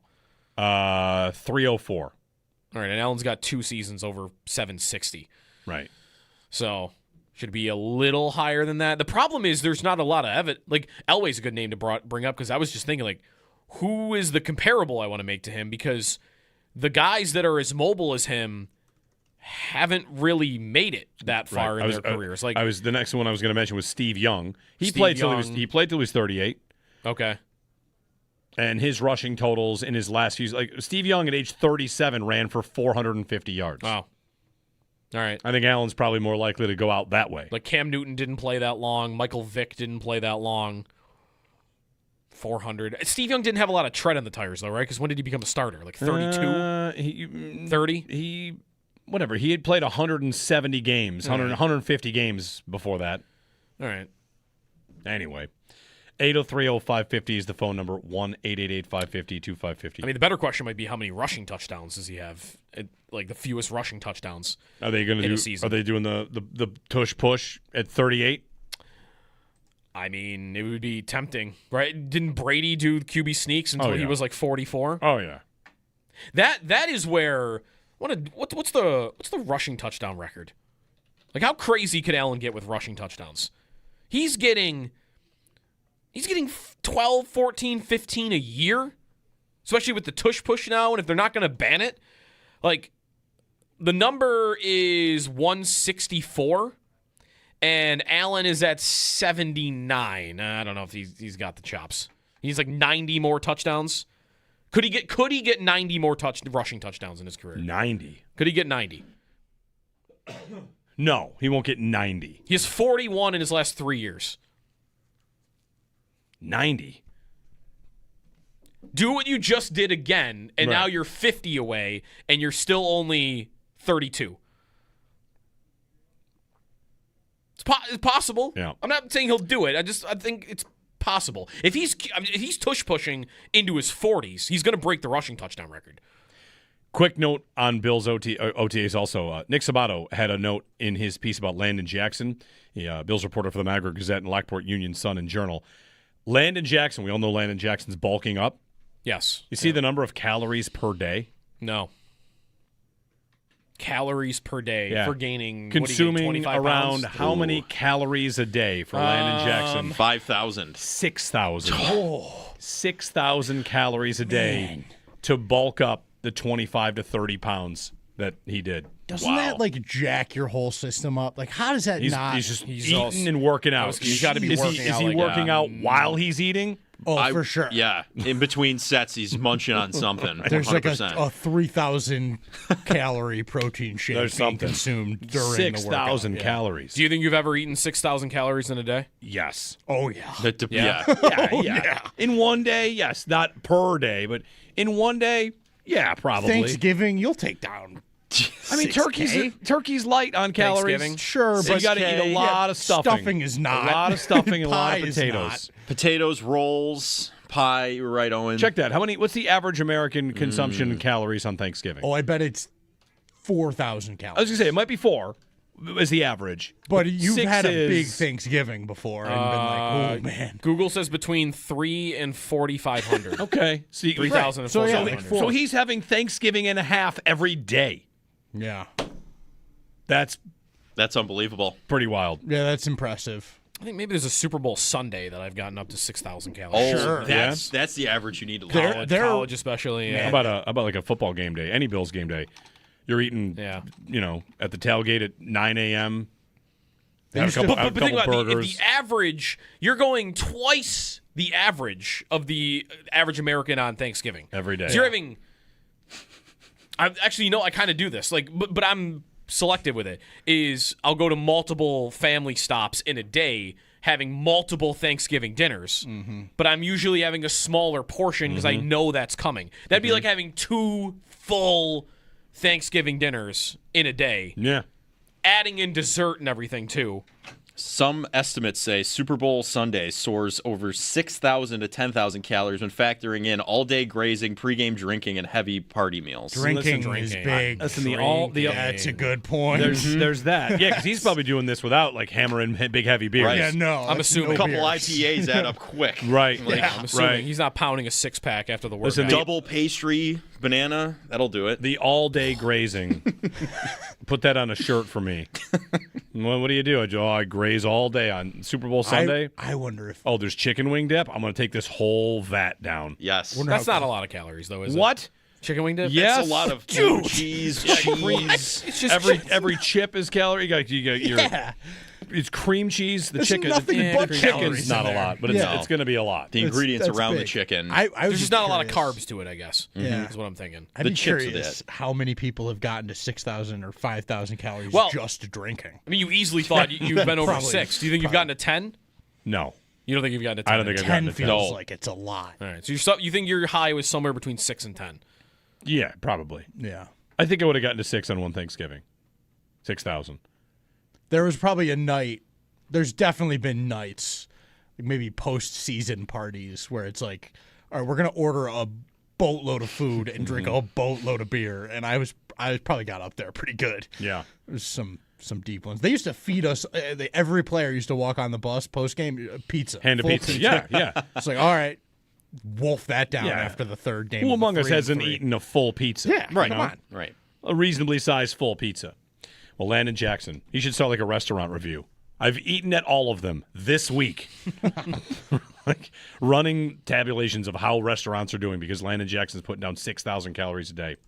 When we get back, it's Hot and Cold. Belknap Heating and Cooling's Hot and Cold, a feature Joe Kelly brings you. Last week, it brought us the incredible, intense debate about Neapolitan ice cream, where our lives were changed forever by some of the takes. So Joe says he's got some good stuff for us to get into today. It's Hot and Cold coming up. 9 o'clock, we're going to check in with a St. Louis Blues reporter on what they might be wanting to do this offseason, if the Colton Parayko or Robert Thomas trades could be revisited. So some Sabres chatter coming up at 9 here on WGR.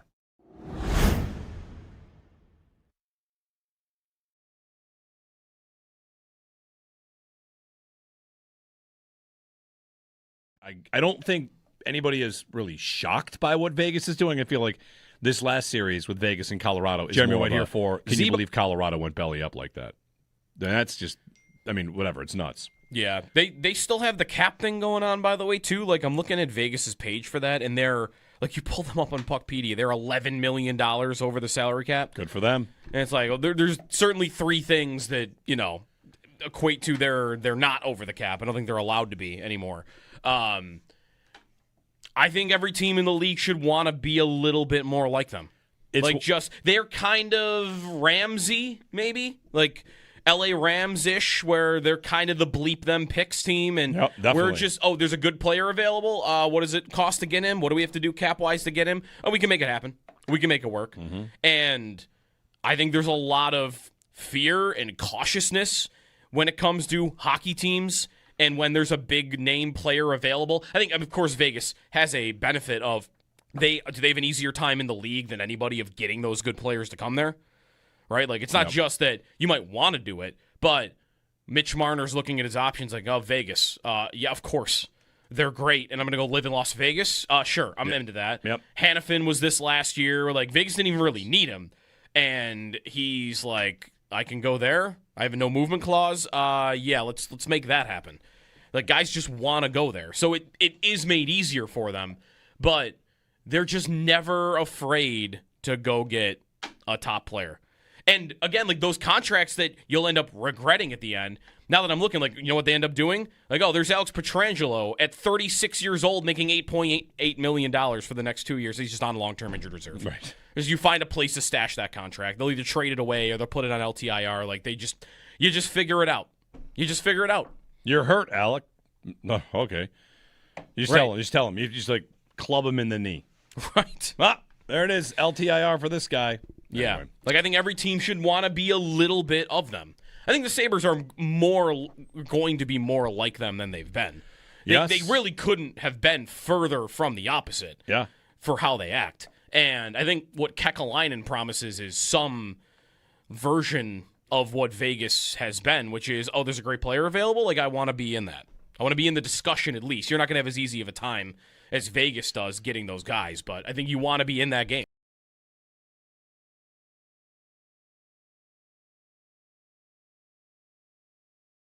Here's what I think is happening in the Alex Tuch negotiations. The Sabres are holding a line pretty steadily. Tuch would like to probably stay, but wants to go to the open market to see if he can move the Sabres for a higher number. And Tuch has to, for the next month and 5 days, represent to the Sabres and to everybody else out there, he will go. Because now the Sabres are not in a position of desperation. The Sabres are in a bit more of a position of strength. Yep. And he still has to do that. And he might leave, but I do think that it would be Tuch's side that would be kind of standing on, no, we will leave. We know what we're worth. That's my belief. I would agree with you that is likely what Tuch is aiming at here. Like, will it work? I said this last week, if I were putting myself in Alex Tuch's shoes, what would I be trying to do? I would be trying to stay here and get every dollar I can out of Buffalo. And to do that, I need to make them think I would go to Seattle. Seattle is rumored to be like, Botterill is desperate, and like he might not have a lot of job security, and they have a bunch of cap space. If Alex Tuch would like someone to let him know what Jason Botterill, how good he is at the job, call me. Right, I'm ready. I'll give you a conversation. He can use that guy's desperation to get like an offer that you would hope could pull the Sabres a little closer to where you want to be. I don't think anybody would match it, but like that's what I'd be trying to do. Like if the Sabres are at, just hypothetically speaking, they're at $9 million, and I want to stay. Like my goal is to stay. I want it to end up that I'm staying, and I would even maybe sign for 9, but I know they're offering me 12, so I'm just going to use that to see if I can get Buffalo up to 10. Right. That's it, and I'll be perfectly fine taking a $2 million discount, but I'll feel like I won at the end because I got them to move $1 million.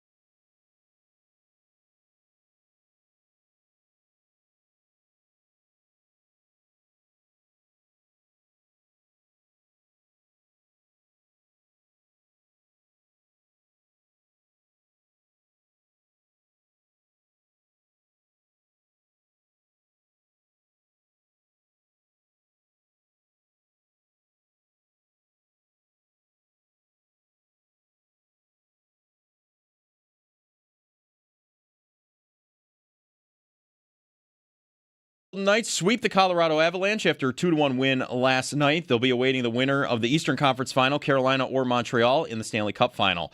Carolina currently leads the series 2-1. Game 4 tonight, 8 o'clock puck drop in Montreal. The Bills continue with OTAs. It's exciting to get in front of the room, coach your coaches, lead the staff that way, rather than supporting a defensive coordinator or just supporting a head coach. So that's been exciting. That's defensive coordinator Jim Leonard. For the rest of his press conference, you can find it on demand at WGR550.com, along with some other players that spoke yesterday as well. Around the NFL, the Chargers, they signed safety Derwin James to a 3-year, $75.6 million extension. Texans wide receiver Nico Collins agreed to terms on an adjusted contract that guarantees a salary for this season and next. Packers running back Josh Jacobs arrested in Wisconsin on domestic abuse charges, and the United States Supreme Court refused to intervene in Brian Flores' discrimination lawsuit against the NFL. This means the case can head to trial. And in the NBA, the Western Conference Final, OKC beat the Spurs last night, 127-114. OKC leads the series 3-2. Those are your Paddock Chevrolet sports headlines. Paddock Chevrolet with you for the extra mile since 1935. I'm Joe Cali for Western New York's Voice of the Fan, WGR.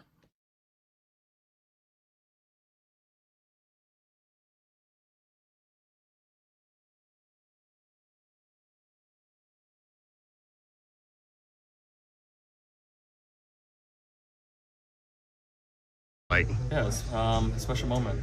Like I was saying to Sean, I mean, there's been some dark times in hockey for myself, honestly.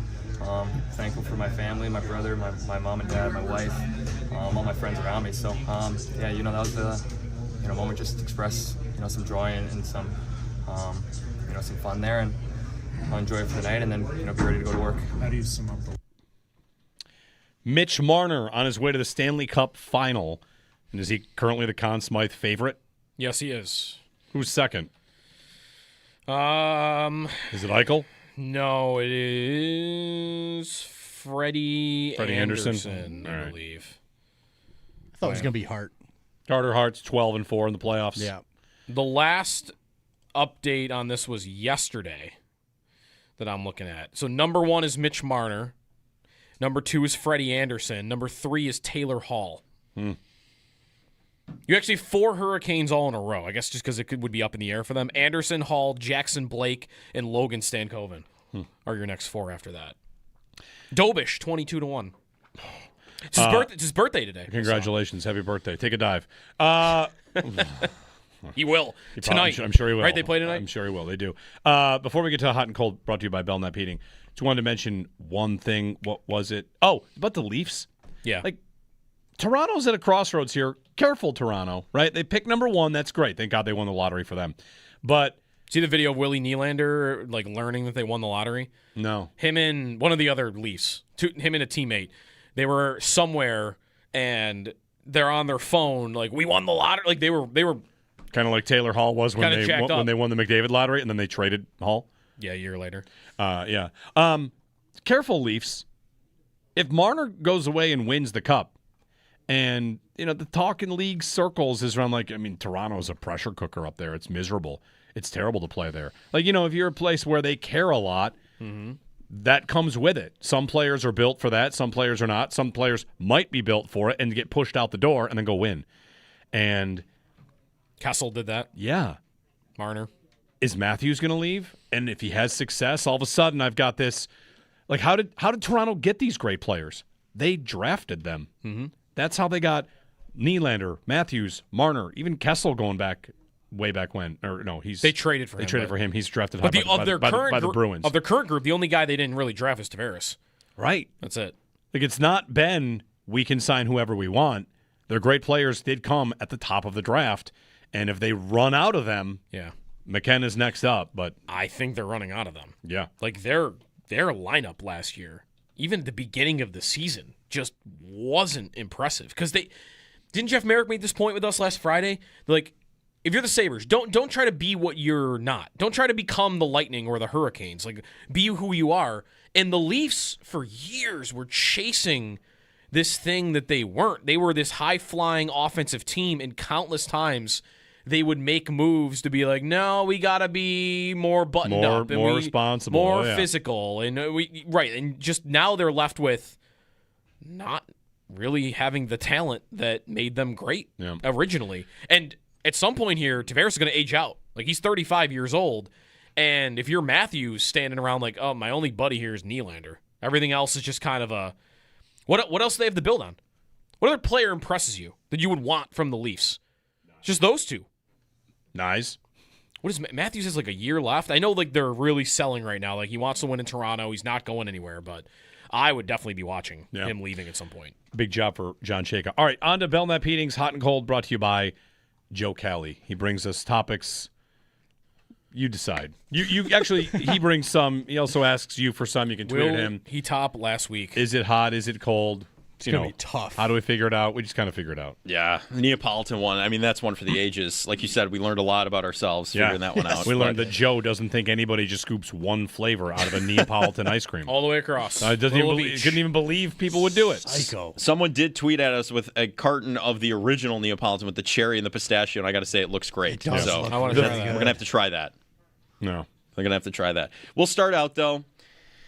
This one might get a little bit of discussion going. Okay, that's the idea. So Joey Chestnut hit the news recently, right? Competitive eater, all of that. He is going to be in the July 4th hot dog eating contest on probation because he slapped a guy at a bar or something like that. So okay, I know it's early, and I know that's on July 4th, but this is a question I've been asking myself and many others.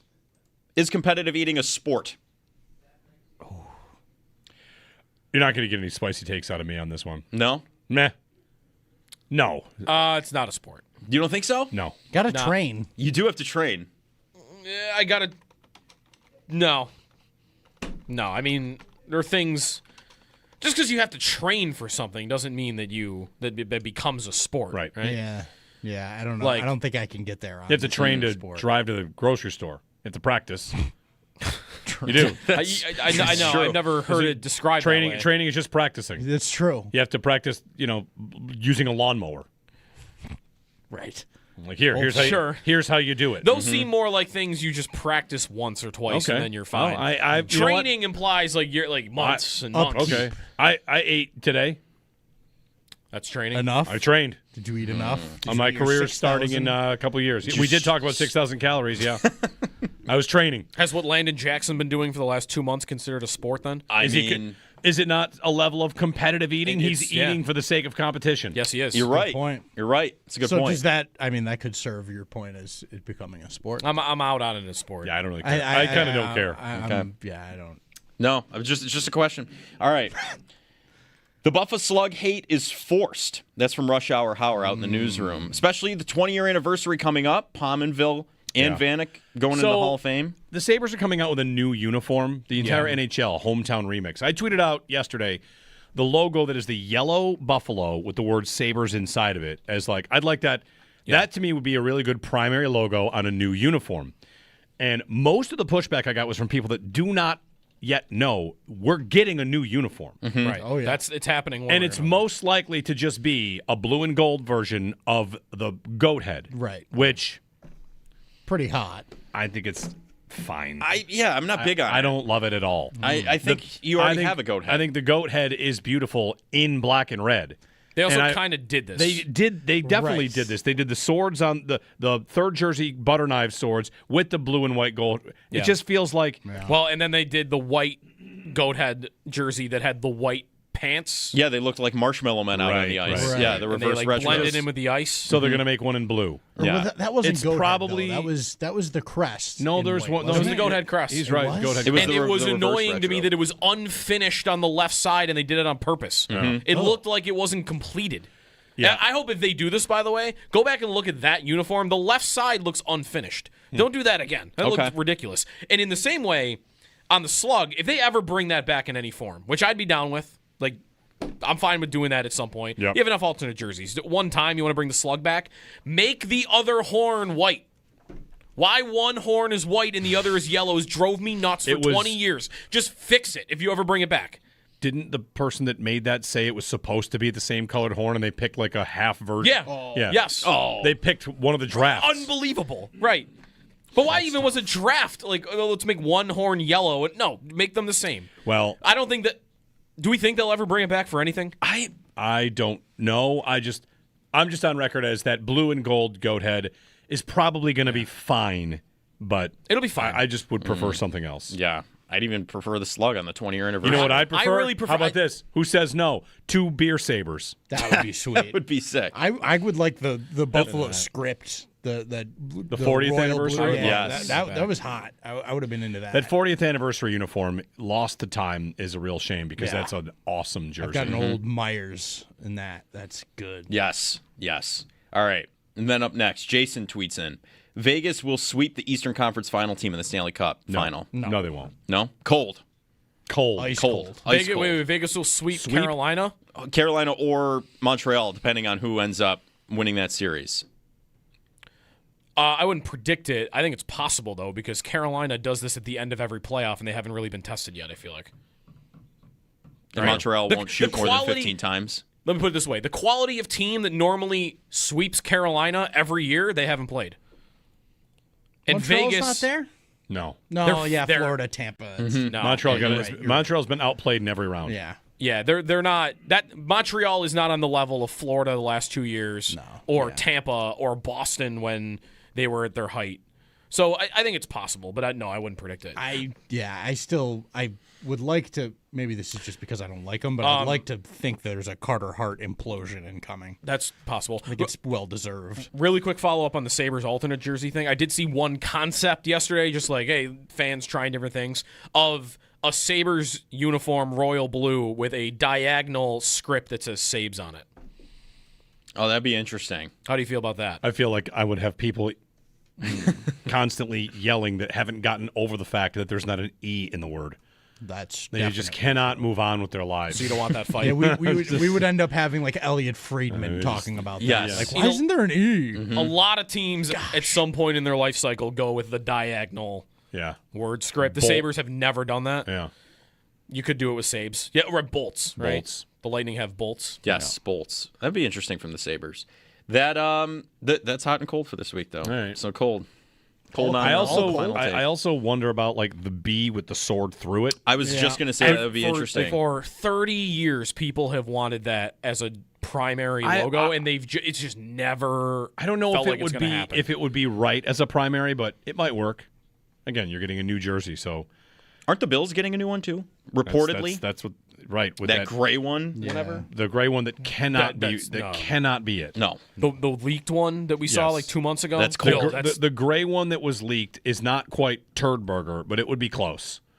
It'd be bad. I think it'd be worse.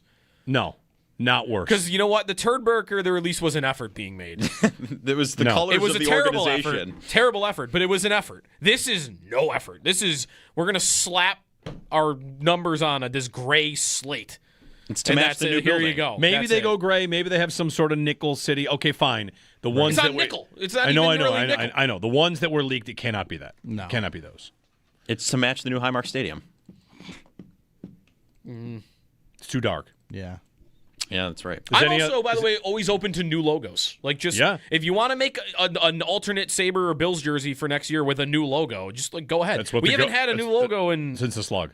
Yeah, so it's been 20 years. Like, and we're due for a new one. And you're like 50-50 on your last two. The goat head is great. Although, to be fair, that yellow buffalo that you want to see on a jersey with the script through it, that is actually maybe the last logo for either team that's been made. That's not even 10 years old, I don't think. I thought it was 2011 for that one. I think it's more recent than that. I thought that was introduced when they played in the World Cup. The World Cup. They played in the World Cup of Hockey. No, the Winter Classic at the Mets City Field. I think that's when that logo was created. You're right. 2021 shoulder patch. Yeah. Yeah. So like that's it's like 5 years old. So and it's just, I think it's sharp. I think it could work. It is good. And yeah, I guess we're in love with shoulder patches because the B with the sword and those are both shoulder patches. Yes, and they never made it to the primary crest. 803-0550. Hot and cold brought to you by Belknap Heating and Cooling. For more comfort and less ka-ching, give Belknap a ring.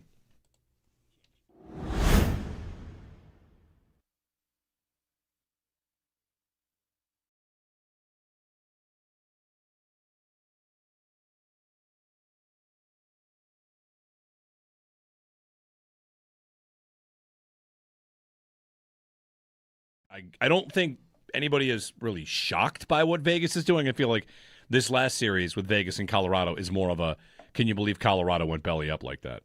That's just, I mean, whatever. It's nuts. Yeah, they still have the cap thing going on, by the way, too. Like, I'm looking at Vegas's page for that, and they're, like, you pull them up on Puckpedia, they're $11 million over the salary cap. Good for them. And it's like, well, there's certainly three things that, equate to they're not over the cap. I don't think they're allowed to be anymore.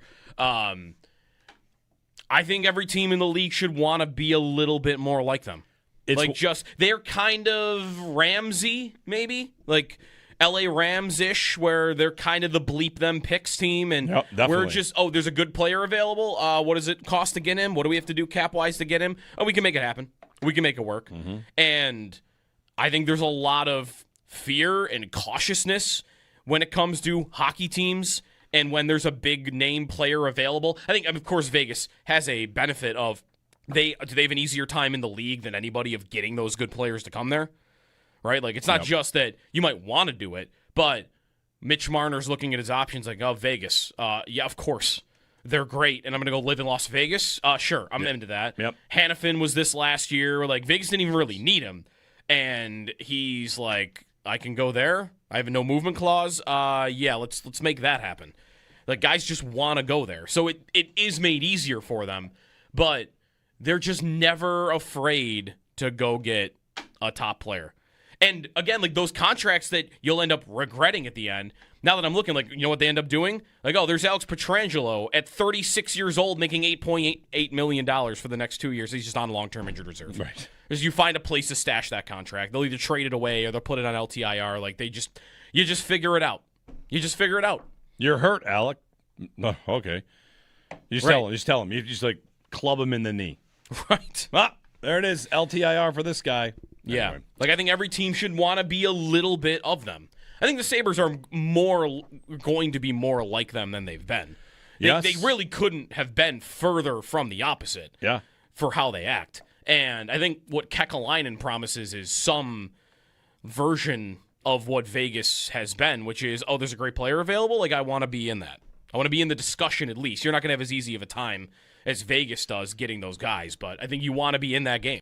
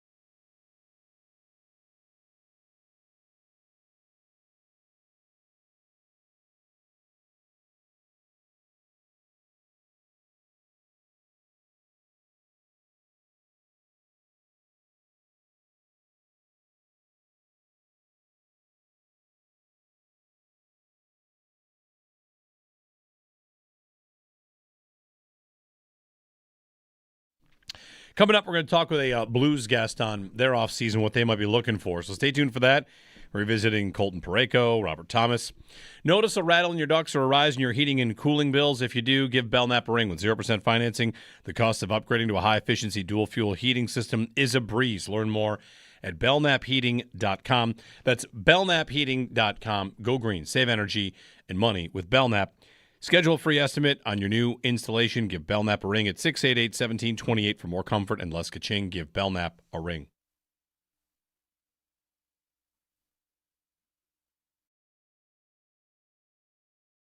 Well, Sal, at OTAs yesterday, it's funny. Like I listened to the Jim Leonard press conference, and he's interesting. Like he's a former player that I don't know. Like people that remember him here probably love the way that he played, and he talked about how he's got a chip on his shoulder because of the player that he was. I found him to be really engaging, really interesting. If nothing else, like before we get into this defense, like I think, as the leader of this defense, he's kind of been thrust into a role a little bit. I don't know if it's early for him, but he's young and he's I guess a quick riser among the ranks in the league right now. Yeah, he even talked about rising too quickly a little bit. In one of his answers, he said that, he kind of intentionally wanted to take a step back from his path of coaching where he was a coordinator and, head coach. He took a step back to a position coach. We're talking college and NFL here total. And then now he's a coordinator again. He said because he might have missed a couple steps along the way or something like that, which was really interesting, right? For a person to say that. I think you have to be really aware to think that way when, this is a really highly competitive environment in business. And when you freely admit, hey, I maybe got there a little too quickly, so I have to kind of go back and make sure that I didn't, I do it right. I think that says a lot about a person and how self-aware they are. And that's a good thing. So really interesting from that aspect. He has when you're in the room with him, he has this really interesting calmness about him. It's hard to explain because he is like this guy that he comes into the league, as Mike Schopp pointed out to me yesterday, he was the only player in that draft class for the Bills who wasn't drafted but made the team, right? He was an undrafted free agent that year, was 05 maybe. Mm-hmm. So he makes the team that year, but he has a nice long career in the NFL. He put together a really long career, really good player in college. And, he does that because of his competitiveness and his spirit and his energy. When you're in the room with him, I'm not saying he doesn't have energy, but he has this really interesting calmness about him. Like it's a quiet confidence, I think you would say. And he also touched on the fact that he's kind of like that in the meetings with his players, where he says he wants his players to take ownership. The less he says, the better, basically, which is they know, like, when I need to talk, I'll talk. I want them to talk. I want them to take ownership. He doesn't want to talk just to talk. And you get that when you're in the room with him, to be honest with you.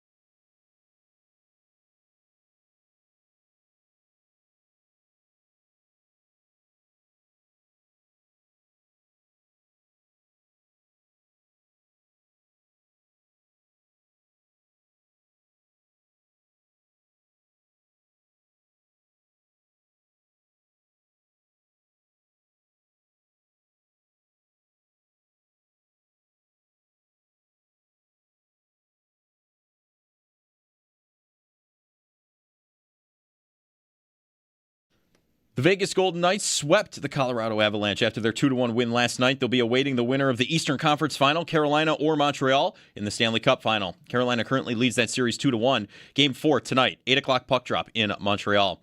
The Bills continue with OTAs. It's exciting to get in front of the room, coach your coaches, lead the staff that way rather than supporting a defensive coordinator or just supporting a head coach. So that's been exciting. That's defensive coordinator Jim Leonard. For the rest of his press conference, you can find that on demand at WGR550.com, along with some of the other players that spoke yesterday as well. Looking around the NFL, the Chargers signed safety Derwin James to a 3-year, $75.6 million contract extension. The Texans wide receiver Nico Collins agreed to terms on an adjusted contract that guarantees his salary for this season and next. Packers running back Josh Jacobs was arrested in Wisconsin on domestic abuse charges, and the United States Supreme Court refused to intervene in Brian Flores' discrimination lawsuit against the NFL. This means the case can head to trial. In the NBA, the Western Conference Final, OKC beat the Spurs last night, 127-114. OKC leads the series 3-2. That's your Paddock Chevrolet Sports Update. Paddock Chevrolet with you for the extra mile since 1935. I'm Joe Cali for Western New York's Voice of the Fan, WGR.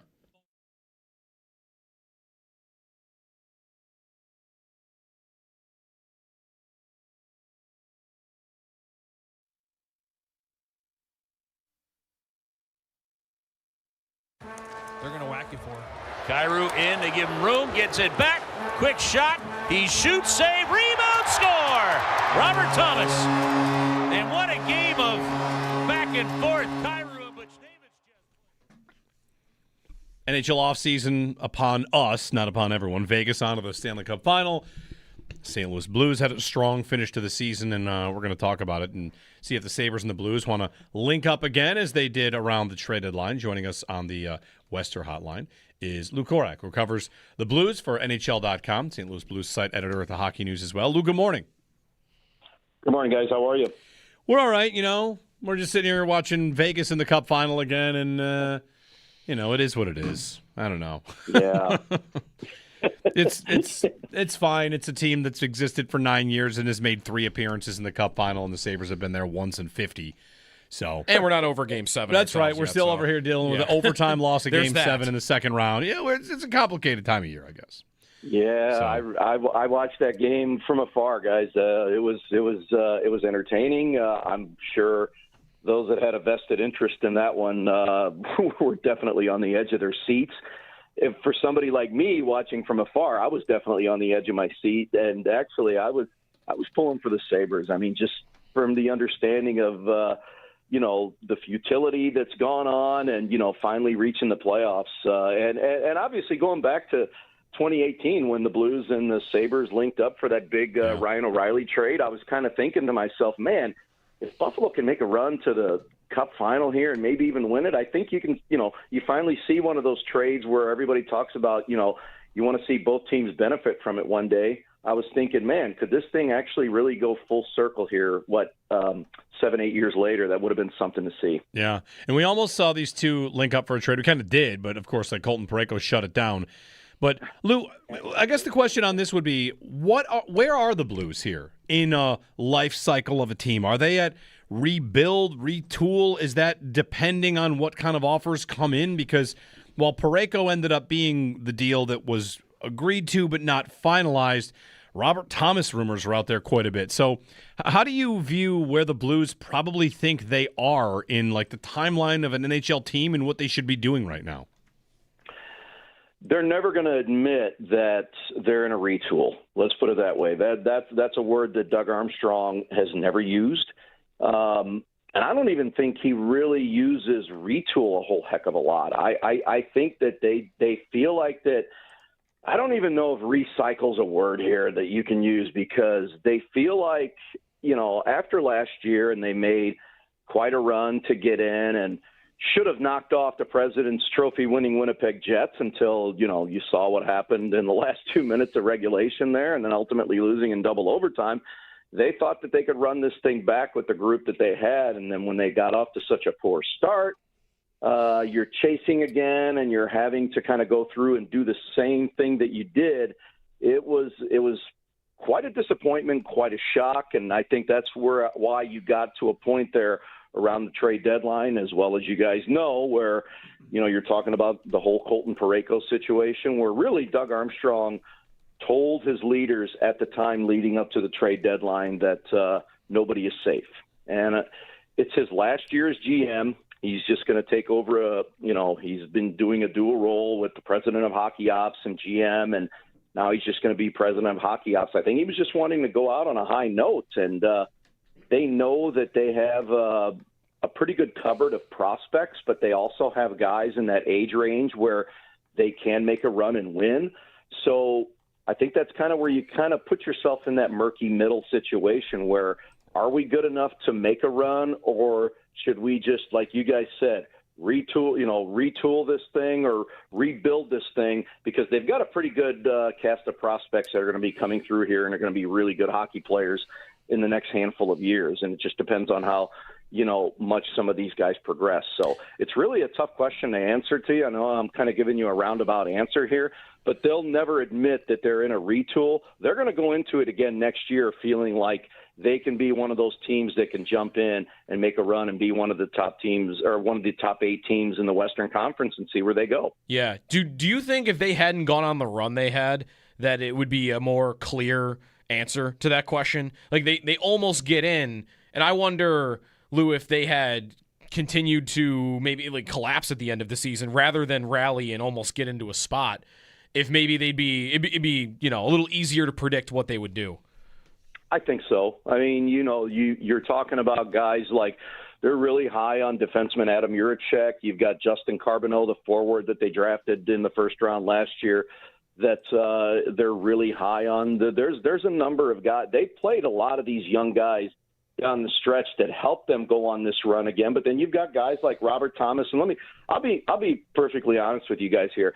I don't think they were ever in a situation where they were going to trade Robert Thomas. I mean, he's 26, 27 years old. You're talking about a guy that's really getting into the prime of his career here.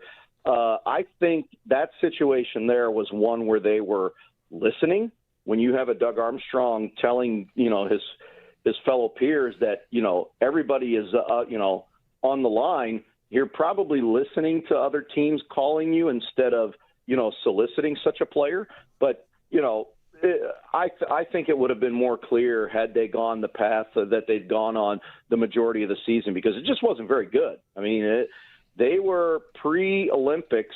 This was a team that was, 30th in the league? So, I mean, I think that's a pretty good indication of what you need to do and where you need to go, because they were in a similar situation. And like you guys had mentioned, they went on a heck of a run to be able to get into the Western Conference playoffs, and we're knocking on the door once again. And I don't know if you want to call it false hope or not, but it was a situation where I think it was an understanding of these guys. They know what these guys are, and they know what they can give them. It's just a question of why can't they put forth those kinds of performances in October, November, December, January, when the games matter just as much as they do in February, March, and April. And that's 2 years in a row that they've done it this way now. You mentioned that maybe they never came really close to trading Thomas. Will the GM change? Would you expect change anything with Armstrong going in or coming out and Alex Steen coming in? Do you feel like it would be the same situation, that the odds of him being dealt wouldn't be that high just because the new guy's coming in?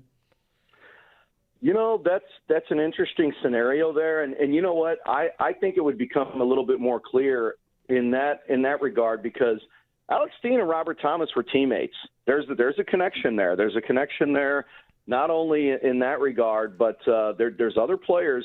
Parayko's one of them. I don't know how much that's going to change, because, what Steen's been able to do here for the last 2 years, he's been able to sit back and sort of learn and absorb some of the things that Doug Armstrong does. So does he come in and do things his way? I'm not so sure, because, just because of the fact that this is going to be all new for him, and he's going to have Doug Armstrong by his side. Don't get me wrong. Just because Doug Armstrong is stepping away from a GM role, don't think for a second that, it's going to be a situation where, hey, he's going to go, hey, Alex, you do what you got to do, and I'm just going to sit in the background. There's going to be some learning curves here for Alex Steen, being a first-time GM, but, being able to sit back for the last 2 years, you might see him come in and deal in a style that Doug Armstrong would. So I'm kind of interested to get his perspective on that, and we'll get a chance to talk to him because once July 1st rolls around, the keys are going to be handed to him. And Doug Armstrong has made that perfectly clear.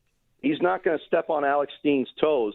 He's only going to jump in should he be asked to jump in. He's going to hand him the keys and say, the car is yours. It's up to you what you do with it now. Lou Korek with us. On Colton Parayko, the deal that got close to happening, but he didn't want to do it. How did Parayko sound after he came back to St. Louis? They were on that West Coast trip. Did he buy back in pretty easily? I guess, what's the mood like around him and his future there? That's going to be another interesting one. And I'll be honest with you, Colton Parayko became a St. Louis lifer. I mean, you're talking about a guy that's now played 11 seasons here, drafted here. Alberta kid that turned really St. Louis into his second home. And I think I'm going to have a chance to talk with him here. I kind of wanted to let the dust settle. I've gotten close enough to him. I want to have a really chance to kind of sit down, let him decompress long enough and really get his perspective on the whole thing. Just my initial read on it is I think he got thrust into a situation where he had to make a decision on a whim. Now, if he maybe had some time to really think about this, I think it was really a culture shock for him. I know he heard the words of Doug Armstrong that nobody is safe just because of the way that the team was playing. But when your name is actually called and said, hey, we've got a trade in place for you. This is where we want to send you. It's up to you now, whether to waive your full no trade or not. I think it really caught him off guard. And when it was right around the trade deadline, you're talking about, hey, we need to know now. We need to know now. It's got to happen now. I think he just got caught into a situation where he really didn't have time to step back and think about this. It was going to be a complete life change for him. I don't think he was ready for it at the time. I don't think it had anything to do with the fact that it was going to Buffalo or not. I mean, the Sabres at the time were playing really well, and it was quite obvious that they were going to make the playoffs. And the way the situations were, the Blues were not going to get in, and the Sabres were. So I don't think it had anything to do with the fact that, I'm going to Buffalo. No, I'm not going to do that. And I just think it was a situation where he needed some time to really think about this, and there really wasn't any. So I think that was more the case. So unfortunately, it looks bad there. It almost, to the fan base, I know there was some pretty negative feedback and reaction to, if he doesn't want to come here, we don't want him. So it's going to be a situation this summer that I think they're going to look at it and revisit it again. But this is one of those smoking guns where people don't understand when you give a player a full no trade, you got to understand the Blues already went through this. They went through this 3 years ago with Torrey Krug where he nixed a trade to Philadelphia. So, and they could have had Travis Sanheim here. So that's the player's right. You have to understand that. And sometimes I think that the fan bases don't get that. You're talking about a life change for a player, not only for a career, but this is a place that he enjoys. During COVID, you're talking about an Alberta kid. This is a guy that stayed here in St. Louis and enjoys his time here, has loved his time here, and I just don't think he was ready to leave. And he's got 2 more years left of pretty much full power of deciding where he wants to go. But I think now that this has been out there, he's more willing to understand. He's had more time to process and decide, do I want to leave St. Louis, and is it the right situation for me? I think that's basically what it all boiled down to, as opposed to, at the time, no, I don't want to go to Buffalo. Quickly resetting on him, if it did come back up and he was open to doing it now, what level of player would a team still be getting at him at 33? I still think he's good. I mean, I know you can open up his stats page right now and see that his offensive stats were not as good as they were the previous season. I can give you an example. Theo Lindstein, who was a 2023 first-round pick, defenseman, one of the young players that they brought in that they kind of wanted to groom along here. Colton Parayko took him under his wing and made the transition for him fantastic. So they were a pair from the moment that Theo Lindstein came in here all the way down the stretch, and the Blues were comfortable putting him in a top 4 role because they knew they had somebody that they can rely on. This guy, he could still skate. He's still going to play 20 to 25 minutes a night. I think he averaged 22, 23 minutes, so his His ice time was slightly diminished, but I think that was just because of the case that they wanted to look at some younger guys. So there's still a good hockey player there. He's going to be on the ice when called upon, when the opposition's top players are out there. That's something that Jim Montgomery was never going to waver away from, and he was comfortable enough in putting a young guy out on the ice, knowing that he had a good buffer and a good veteran in Colton Parayko on the ice still. He's still a good hockey player. It's just a question of, how teams how teams on the outside are able to view him. But I can tell you from here, watching him day in and day out, he's still got a lot of hockey left in him. Lou Korak covering the Blues for NHL.com. Lou, thanks very much for the time. You got it. Thanks for having me. So, should I just not think about Robert Thomas anymore? Or should I understand that the price is going to be significant because his salary is also really nice? I'm willing to think $8 million and 5 more years of contract. It's really nice. It's really, really nice. That's part of the price you pay is the contract. Right. And he's at an age where I'm not really worried about it anyway. I'm willing to still entertain it just because the new GM could come in and see things differently. That's it. But I am also not code red. He's getting dealt. You got to be the team to get him. Which is, I feel like, where we were maybe at the deadline.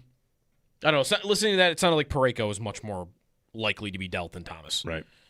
Which, if I'm the Sabres, I don't really want to do that. Even though it was exciting at the time, the way the season progressed and the way the contracts are setting up, and if you want to pay Bo Byram, I don't see how paying Parayko $6.5 million to be my number 5 defenseman makes any sense. Can I give you the results of our Twitter poll about Byram today? Yeah. Have you seen it? I saw the very early returns, and Byram was ahead. Who wants to guess? The Twitter poll I posted today was, who would you rather keep long-term? And your options are Alex Tuch or Bo Byram. There are not that many votes in, only 324 votes in. I'd guess 65% are on Byram. I'm gonna bet it's higher than that. I think people are swinging away from the Tuch idea. I think it's just it's becoming real. I'd guess 75% Byram. It is 91-9. Whoa, Byram. Dang. Whoa. If Yarmo wakes up and checks Twitter, well, who? I'm gonna 91-9. Retweet that on the station account. See if we can't get some I numbers just on did. there. We're getting more numbers. There we go. We got to get that. Let's see if that rate holds with a higher number of samples, because that's pretty interesting. Is part of that there's an assumption right now that Byram would cost multiple $1 million less than Tuch would? I don't know why that would be assumed. Because Tuch can get that on the open market and Byram can't right now. Byram can in 1 year. In a year he can. Sure, but in 1 year, he's getting... But I guess is he not getting 7 figures? Yes. But the person 8 figures? Sorry, 8. The person's voting for Byram in that. What's the number for Tuch in their head right now? 11 million. Okay, and what's the number for Byram in their head? I don't know, but 9? Shouldn't it be 11? It should be, but it's 9.5. I don't think people are thinking 11 for him right now. I think maybe they should, but I think the number for Byram feels like 8.5, 9. All right, same exact. And I think that would be maybe presumptuous to say that he would settle for that. A year ago, there were reports from Elliot Friedman that he wanted to be a number 1 defenseman, and that means you want to be paid like a number 1 defenseman. So if you're signing up for not being that, and then he signed for reasonable money, 6. But if you're signing up to never be a number 1 defenseman on your team or never even be a number 2 defenseman, do they have to make up for it with money? I'd wonder that. Malkin ended up getting more than Crosby at one point in time early in his career, because I almost felt like there was a premium and you have to sign up to not be the guy on our team. Didn't Draisaitl get more than McDavid? I feel like there's spots in the league where you need to pay me to accept playing a lesser role than I could play on another team. I think that is with more elite guys than Byram. I don't think Byram rates at that level where it's that I'm good enough to be a number 1 defenseman. I don't know that you know that about right. Byram. And maybe 11's high, but in another full year with the cap going up to what by then? You got to start to expect that salaries to just climb. A guy that's worth 9 today in a year is worth 10.5. At least he'll be going into a year where it'll be $113 million. And what is it now? 95. I think if you could get in on that now before the explosion happened, there is a group of it's Bedard, Celebrini, Carlson, Fantilli that are all going to get contracts here, and they're all going to get like $14 million, and the market is going to explode. So if you're able to get in before that happens with a Byram deal, like even though those guys are all forwards and they're all elite, like different younger players, but like that will change how players are now paid. And that, like, you want to be ahead of that. That's why I think you get Benson when you can. Like, I do not want anything to do with a bridge on Benson. If you got to pay him 8, pay him 8 for 8 years. I do not care. Give him whatever you need to give him, because that price is never going to get cheaper for you. Never. It's kind of like a football point, right? Like where you're going to be punished more now for waiting.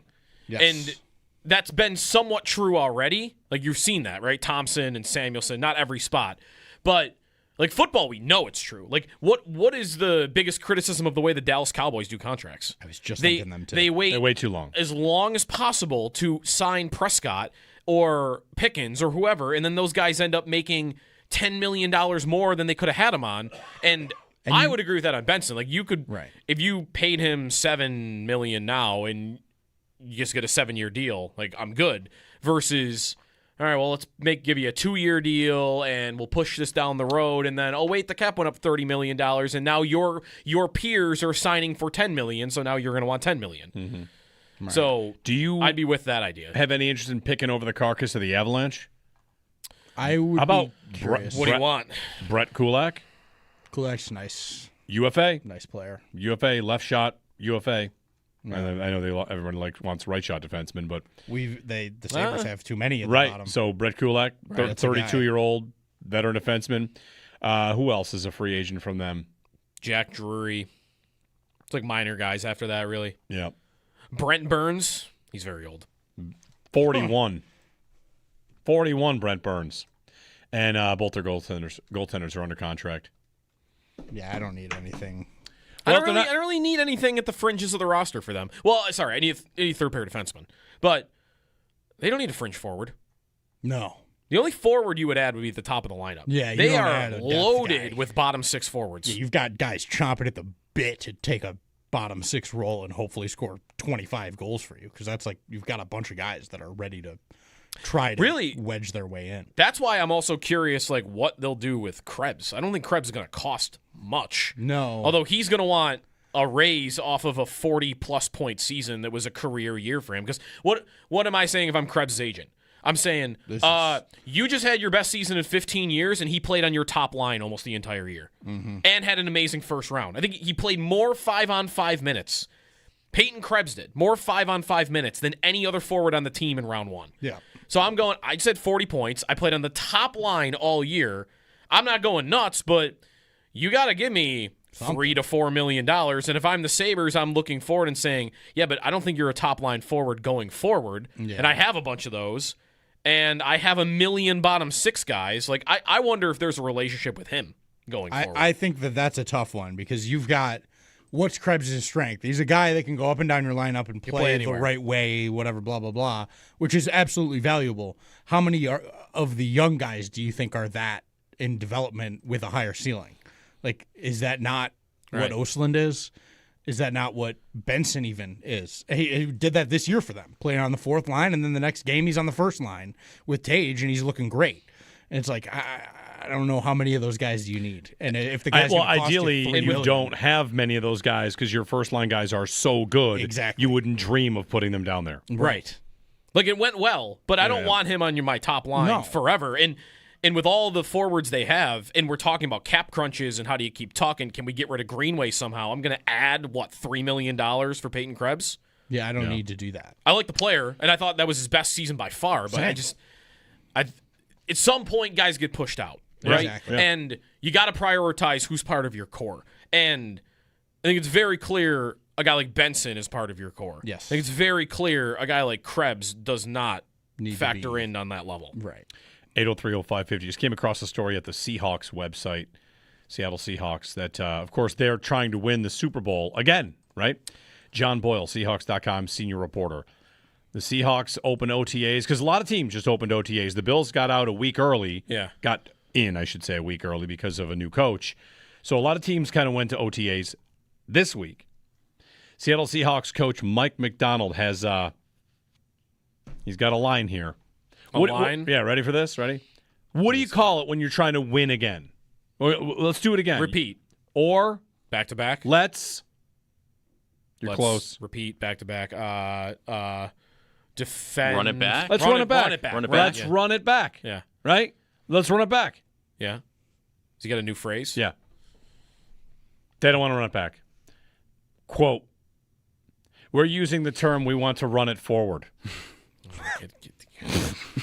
These coaches, man. Right? I like him too. Stop. That's so corny. Stop. Hold on. Just had Here's- something like this. Here's the full quote. We're using the term we want to run it forward. I think this is going to be a conversation we're going to talk about consistently. I don't think it's a one and done type of conversation.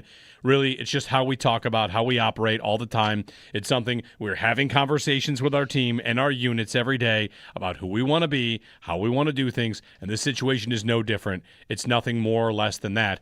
Asked who came up with the new phrase, run it forward, McDonald smiled and said, if you like it, I'll take credit for it. If not, somebody else. Now, that I like. Yes. That's awesome. We're not running it back because we never go back. Like, I know what I was thinking. it's incredibly lame. Marty St. Louis said this in the Sabre series, didn't he? Bounce forward. Yes. Oh, my God. Oh, he Bounce did. Remember, He he said we don't say bounce back. We say bounce forward in this locker room. These coaches, Oh, man. man. Sometimes these coaches take themselves so just I will say there are times where run it forward. Run it forward. They're gonna create said- T-shirts. I've said stuff like that in the locker room and thought to myself, God, that was stupid. Well, like nobody in here thinks that was serious. Well, you're really running a risk because when you come up with something like that and you introduce it in front of a locker room like that, and what if it doesn't land and you got 50 guys and they're like, oh, it's so lame. I got laughed at in a video. So meeting lame. one time. Yeah. I did. I got up in front of the And do team your and said players- something, and they laughed at me. Right, but that's good. Like, I think that's a good relationship. Like, For sure. if I'm McDonald, I want my players to laugh at me if they think it's lame. I don't want them to, in their heads, go, that's the worst ever. And they're like, oh, yeah, good one, coach. Good one. Oh, yeah, let's do that. There's a notorious video out there of this little league team and this kid standing on the front of the bus. Guys, coach is right. If we're going to win, it's on us. All this cheesy stuff, and the kids just tell him to shut up and sit down. They all start yelling at him. No cheesy stuff on the bus. Do the Bills have a slogan for this year? This year, they do have a slogan for this year. Put the ball down. Oh, yeah, that's right. That's what Joe Brady's saying. Put the ball down. That means anytime, anywhere, we're going to be ready to play. Put the ball down. That's what they're saying. All right. Okay. Fine. Put the ball down. Yeah, I guess that is what that means. Yeah. I did think of fumbling immediately before you'd explained it. Right. But that's more put the ball on the ground. Mm-hmm. You Right. don't want to do that. No. You're But- okay putting it down, down. but not on the ground, even though they're kind of the same Yeah. thing. Yes, right. All right. I mean, you run out of slogans. Run it- They've had 50 seasons, 65 seasons.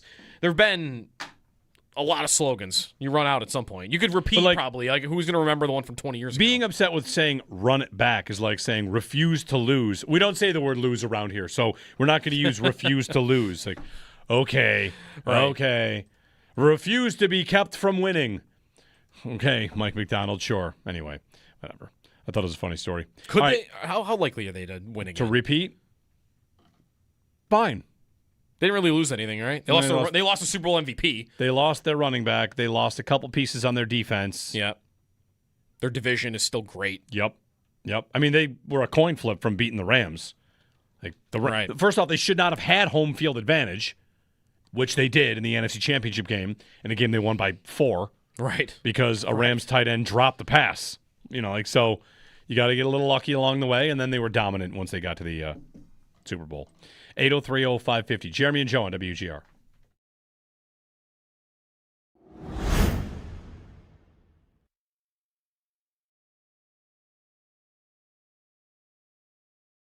How much should Bills fans get themselves familiar with all of that terminology? Because it seemed like as the thing was playing out yesterday, it was an attempt to get a simpler, maybe more concise answer from Jim Leonard about the defensive front and how everybody's going to be used. Like, what do I call Landon Jackson, right? Right. And as he's going through it, I thought, like, okay, I don't know either. Like, is it going to be? Yeah. Like, I know he knows what he's doing, but I think it kind of illustrates that it's not really as simple as traditional defensive ideas. Okay, so let me explain why I asked this question. It's exactly because of our conversation yesterday. And I said to you guys, I think we all have to retrain our brain on how we think about what a defensive end is or what a defensive tackle is. How do we term these guys? So my job when I come on the radio is to speak the same language. I think it's beneficial of me to speak the same language as what the team is talking about. Because if Brandon Beane or Joe Brady or Jim Leonard go up there and talk about someone as a defensive end, then I should be able to talk about them as a defensive end so you know what we're talking about. If I call that person a tackle when he's calling him an end, it gets very confusing. So I want to speak the same language for the listeners. I want to speak the same language for me to understand how they term it. I don't think people, if you want to as a fan, if you want to out there listening, get caught up in 4-eye technique, 5 technique, that's fine. You don't need to do that, all right? Let's just put it in simple terms. And I think I like this part of it. This is the way I would best describe it. So I basically asked Jim Leonard, okay, let's take a guy like Landon Jackson. I use him as an example. We know Landon Jackson's going to have his hand down on the ground. He's going to be basically over or inside the offensive tackle. To all of us guys, that's always been a defensive tackle, right? That has not been a defensive end. So what do we call him? Because even though that's the case, he might be the last guy on the line when you look at that first level and there's only 3 guys or 4 guys. And that's kind of exactly what he said. He said, look, he might line up as the end guy, but he's going to consider him a defensive tackle, basically. Yes, you might see defensive end listed on the actual like Buffalo Bills roster. So I think where I'm going to land is I'm going to say, and then I asked him about Greg Rousseau and Bradley Chubb, edge rusher / outside linebacker, and he even said, yeah, those are your traditional defensive ends. So I think anybody who is a Bradley Chubb, a Greg Rousseau, a Michael Hoyt, a TJ Parker, a Javon Solomon, those guys are actually still your defensive ends. But what's super interesting about this is he brought up the Pro Bowl. I know that sounds wild, right? Right. The Pro Bowl of all things. The Pro Bowl bases this on how to vote for the position. Those guys are not defensive ends for Pro Bowl voting. They are outside linebackers. They are edge rushers for Pro Bowl voting. So that's how they'll be listed. So I think we should refer to them as outside linebackers, just edge rushers, I should say, even though they're really outside linebackers for Pro Bowl. They're edge rushers.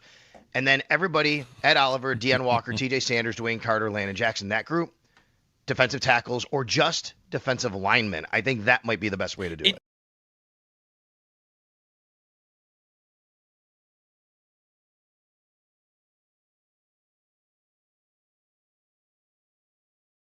Here's what I think is happening in the Alex Tuck negotiations. The Sabres are holding a line pretty steadily.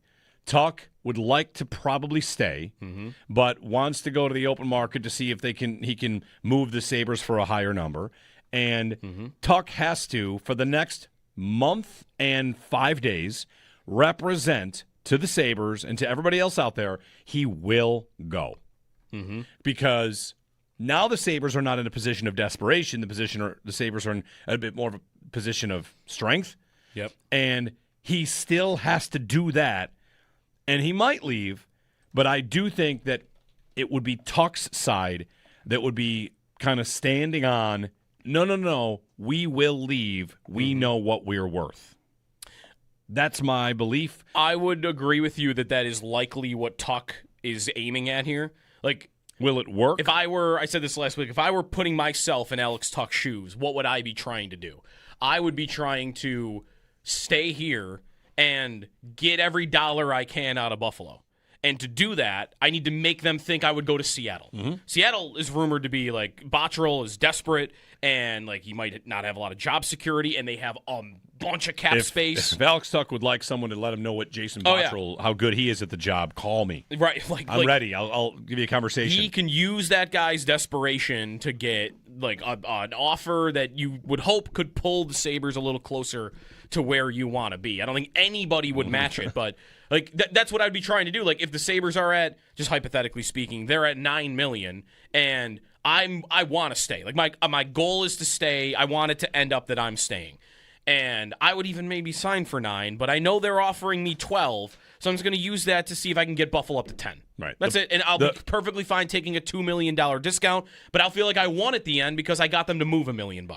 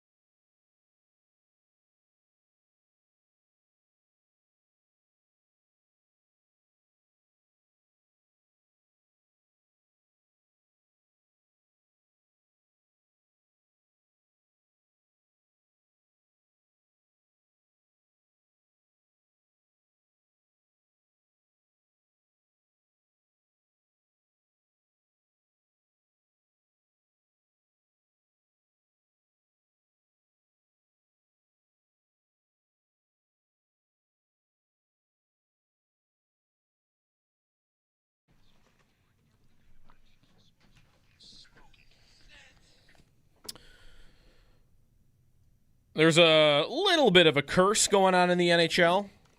With the Colorado Avalanche being eliminated yesterday, we're now working on 13 consecutive seasons where the President's Trophy winner in the NHL did not win the Stanley Cup. In those same 13 seasons, the first-place team in the Premier League did win the league. Right, so basically if the Just don't have playoffs. If the NHL had the same rules, you would have 13 different champions. Yes. Yeah. Playoffs are another season. The other part two of the stat of the day, Vegas advancing. If Vegas were to win the Stanley Cup with 95 points, it would be the fewest points. The record is 94. 94 points by the 97 Red Wings. That's the record. So they wouldn't have the record, but longest in a long time to have a team win with that few amount of points. That does not include like labor stoppages or COVID years. All right. We've had a lot of shortened seasons in the NHL. Yes. Kind of have to eliminate like 4 years in that. Tonight, Game 4, Carolina-Montreal. We're rooting for different teams. You're rooting for Montreal? I'm rooting for Montreal. I mean, I'm not rooting for Carolina. I'm rooting against Dobesh. That's really it. I just want him to lose. And I'm rooting against Brindamore. Rooting against Dobesh. Brindamore and his... What's going on with the hair thing? He's just stuck with that, huh? What is Montreal... The little gray sliver that's going on in the middle. Here we go. What's Montreal's over-under on shots? Oh, man. Come on. What do we got? 18 and a half? 12. Back-to-back games. No, it's more than 12. Back-to-back games with 12 and 13 and one of those, and they both went to overtime. Right. Yes. They could have 12, but... the number's probably 20 and a half. I'm checking Freddie Anderson's save number right now. Yeah. Because betting that under might be the thrill of a lifetime. That's pretty good. Just watching Montreal roll out with another 4 shots in the first 2 periods. 1 shot on goal the last 40 minutes of the game. Yeah. Yeah. That'd be pretty fun. It'd be magical. I'm going to check that. I'm gonna find and the under's fun because then you can also root for, if it starts going bad early, then you root for the pull. You're like, well, the saves. Listen, like, I'm just telling you guys, we are 2 Carolina wins away from the 06 playoff highlights being shoved in our faces for 7 games or however many games the finals will be. Because it's the 20-year anniversary. And Brindamore is behind the bench. You might be right. And there's a stall on the team wait a still. minute. But they'll just show There's a stall out there. But they'll show the Edmonton series. And that doesn't really hurt me. I know it still hurts. They're going to show them lifting the cup. Yeah. That doesn't hurt? That won't feel very good. That hurts as much for me as when they show any highlights of the Sabre series. How about that the Vegas Golden Knights are 19-4-1 since Torts took over? Yeah. I think they hated Cassidy. I guess so. I think they hated that guy. Shots on goal. Oh, and what? Like Tortorella is this? Listen, wait, that would be incredible. They must. You're right. You're absolutely right. They must have hated Cassidy because this guy came in, which every player has hated throughout time, and like, oh, this is great. What a breath of fresh air. Breath of fresh air. This John Tortorella, player's coach. Yeah, Tortorella's got that rep, but I think he's softened a bit. When he early on gets to places, like star players love him because he plays them into the ground. Like Marner is playing a boatload of hockey. And like guys that are that good love a coach that will let them just go out there and just go play. He's got demands and you have to play a certain way. But if you do it, he's great. And your life is going to rule with him because he's not going to yell at you ever. And he's going to be like, all right, go play 25 minutes tonight for me and score 5 goals. Like, go. I don't care. Freddie Anderson's over-under on saves is 20.5. I was on it. Let's go.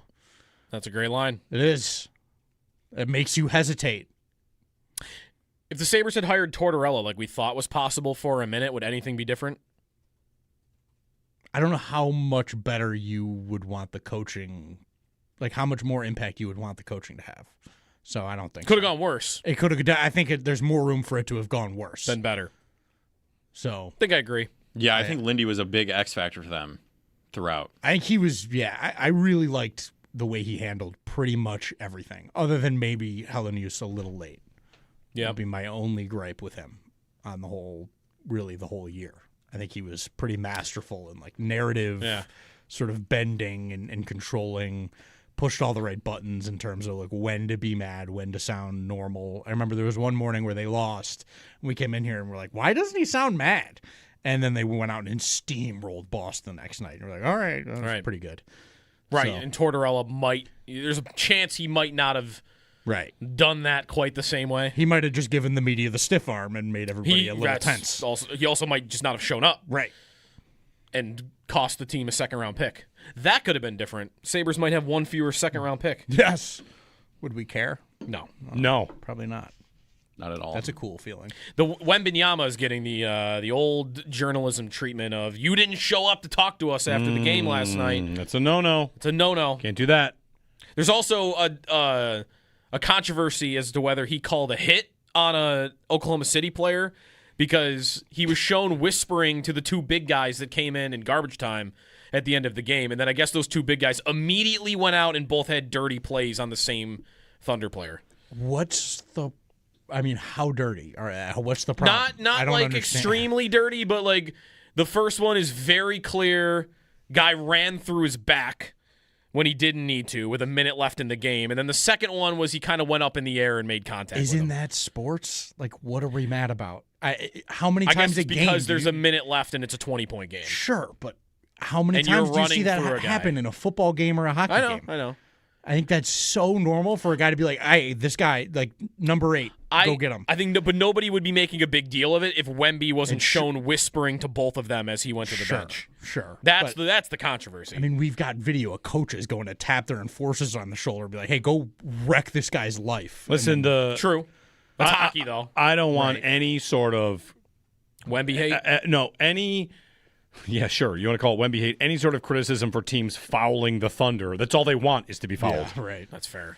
Hey, they fouled us. Yeah, that's your whole game plan, guys. SGA's stat is line to get last fouled. night, he had 30 points. He went 6 of 17 from field goals. Oh, my goodness. And he went 16 of 17 on free throws. Sick hoops.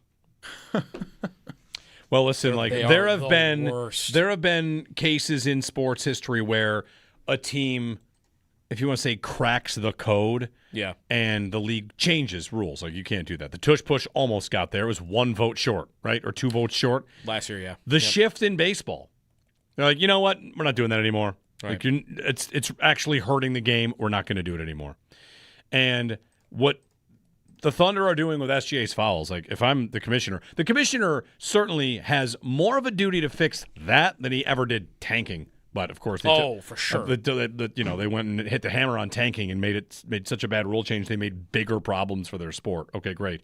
Do something about SGA. Warren Sharp had the numbers that SGA averages a foul called on every other time he falls to the floor, meaning that by falling to the floor, he's getting like 1 expected point added. Right. Every time he falls to the floor. It's insane. Right. It's terrible basketball. We'll see what happens. He does also. There's an added consequence that I don't know that he cares about, but he also plays in a sport where style matters more than other sports, right? Like how you're remembered as a player. Why is Iverson as popular as he is? There are better players all time than Iverson, but it was the style of his game and what he wore, and it's what he meant as a player more than even how good he was, right? He didn't win a title. Did he even make it? No, he made the finals once. They lost right? once in the finals in 5 games. There's a million players like that. Like you come up with your favorite in that sport sometimes based on the style. And this dude is going to be remembered for this. And congratulations. Go win your MVPs and your championships. But I don't think people will forget that this is how you played the sport. And it's embarrassing how they play. So go Knicks if they win again. Go Knicks. Yeah, go Knicks. Go, not Bo Knicks, but go Knicks. The plucky underdog New York City Knickerbockers. Good for them.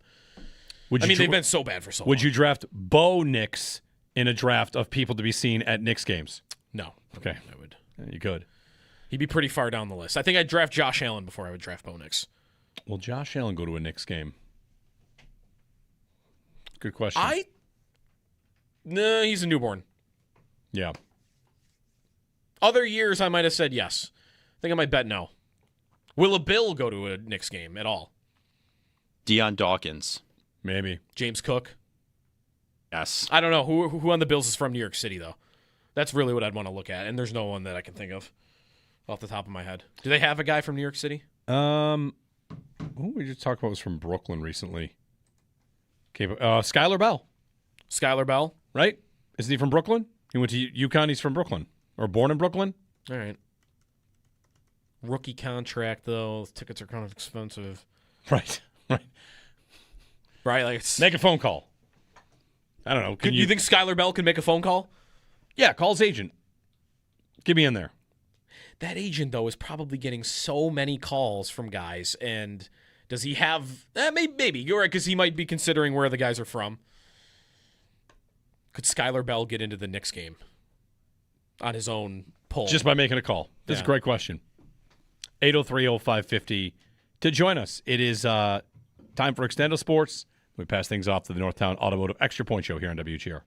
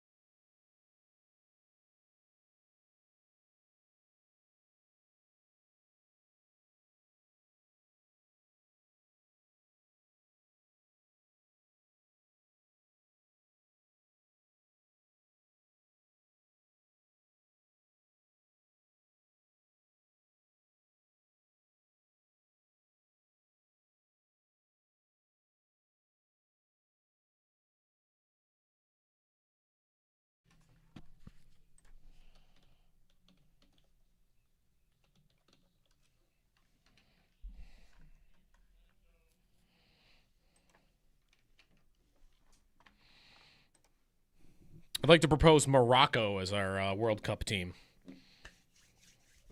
Yeah. Sneaky little underdog in this series. Or in this tournament. Their odds are like as good as Colombia and Uruguay, just below Belgium. What is the stat on African teams in the World Cup? They've never made the Final Four. I think only made it to the Final 8. I don't know. That sounds right, though. Because Cameroon's always been pretty good. The farthest an African team has reached is semifinals. Yeah, Morocco Yeah. in the last World Cup. 2022. Okay, Morocco got to the final. But that was like a massive upset. Yeah, they got there. Cameroon 1990, Senegal 2002, Ghana 2010, And into the quarterfinals, and then Morocco. Well, Ghana beat the U.S. twice in knockout games, didn't they? I haven't seen everybody's uniforms. Cameroon always has great uniforms. That would be another way to pick. Who's got the best uniforms? There's a lot of them. Yeah. Who has the best look? I got an ESPN kit ranking. 30 seconds? We're not going to be able to rank them all in 30 seconds. No, because there's 100. It's going to be tough. Uruguay number 1. I just scrolled to the bottom. Yeah?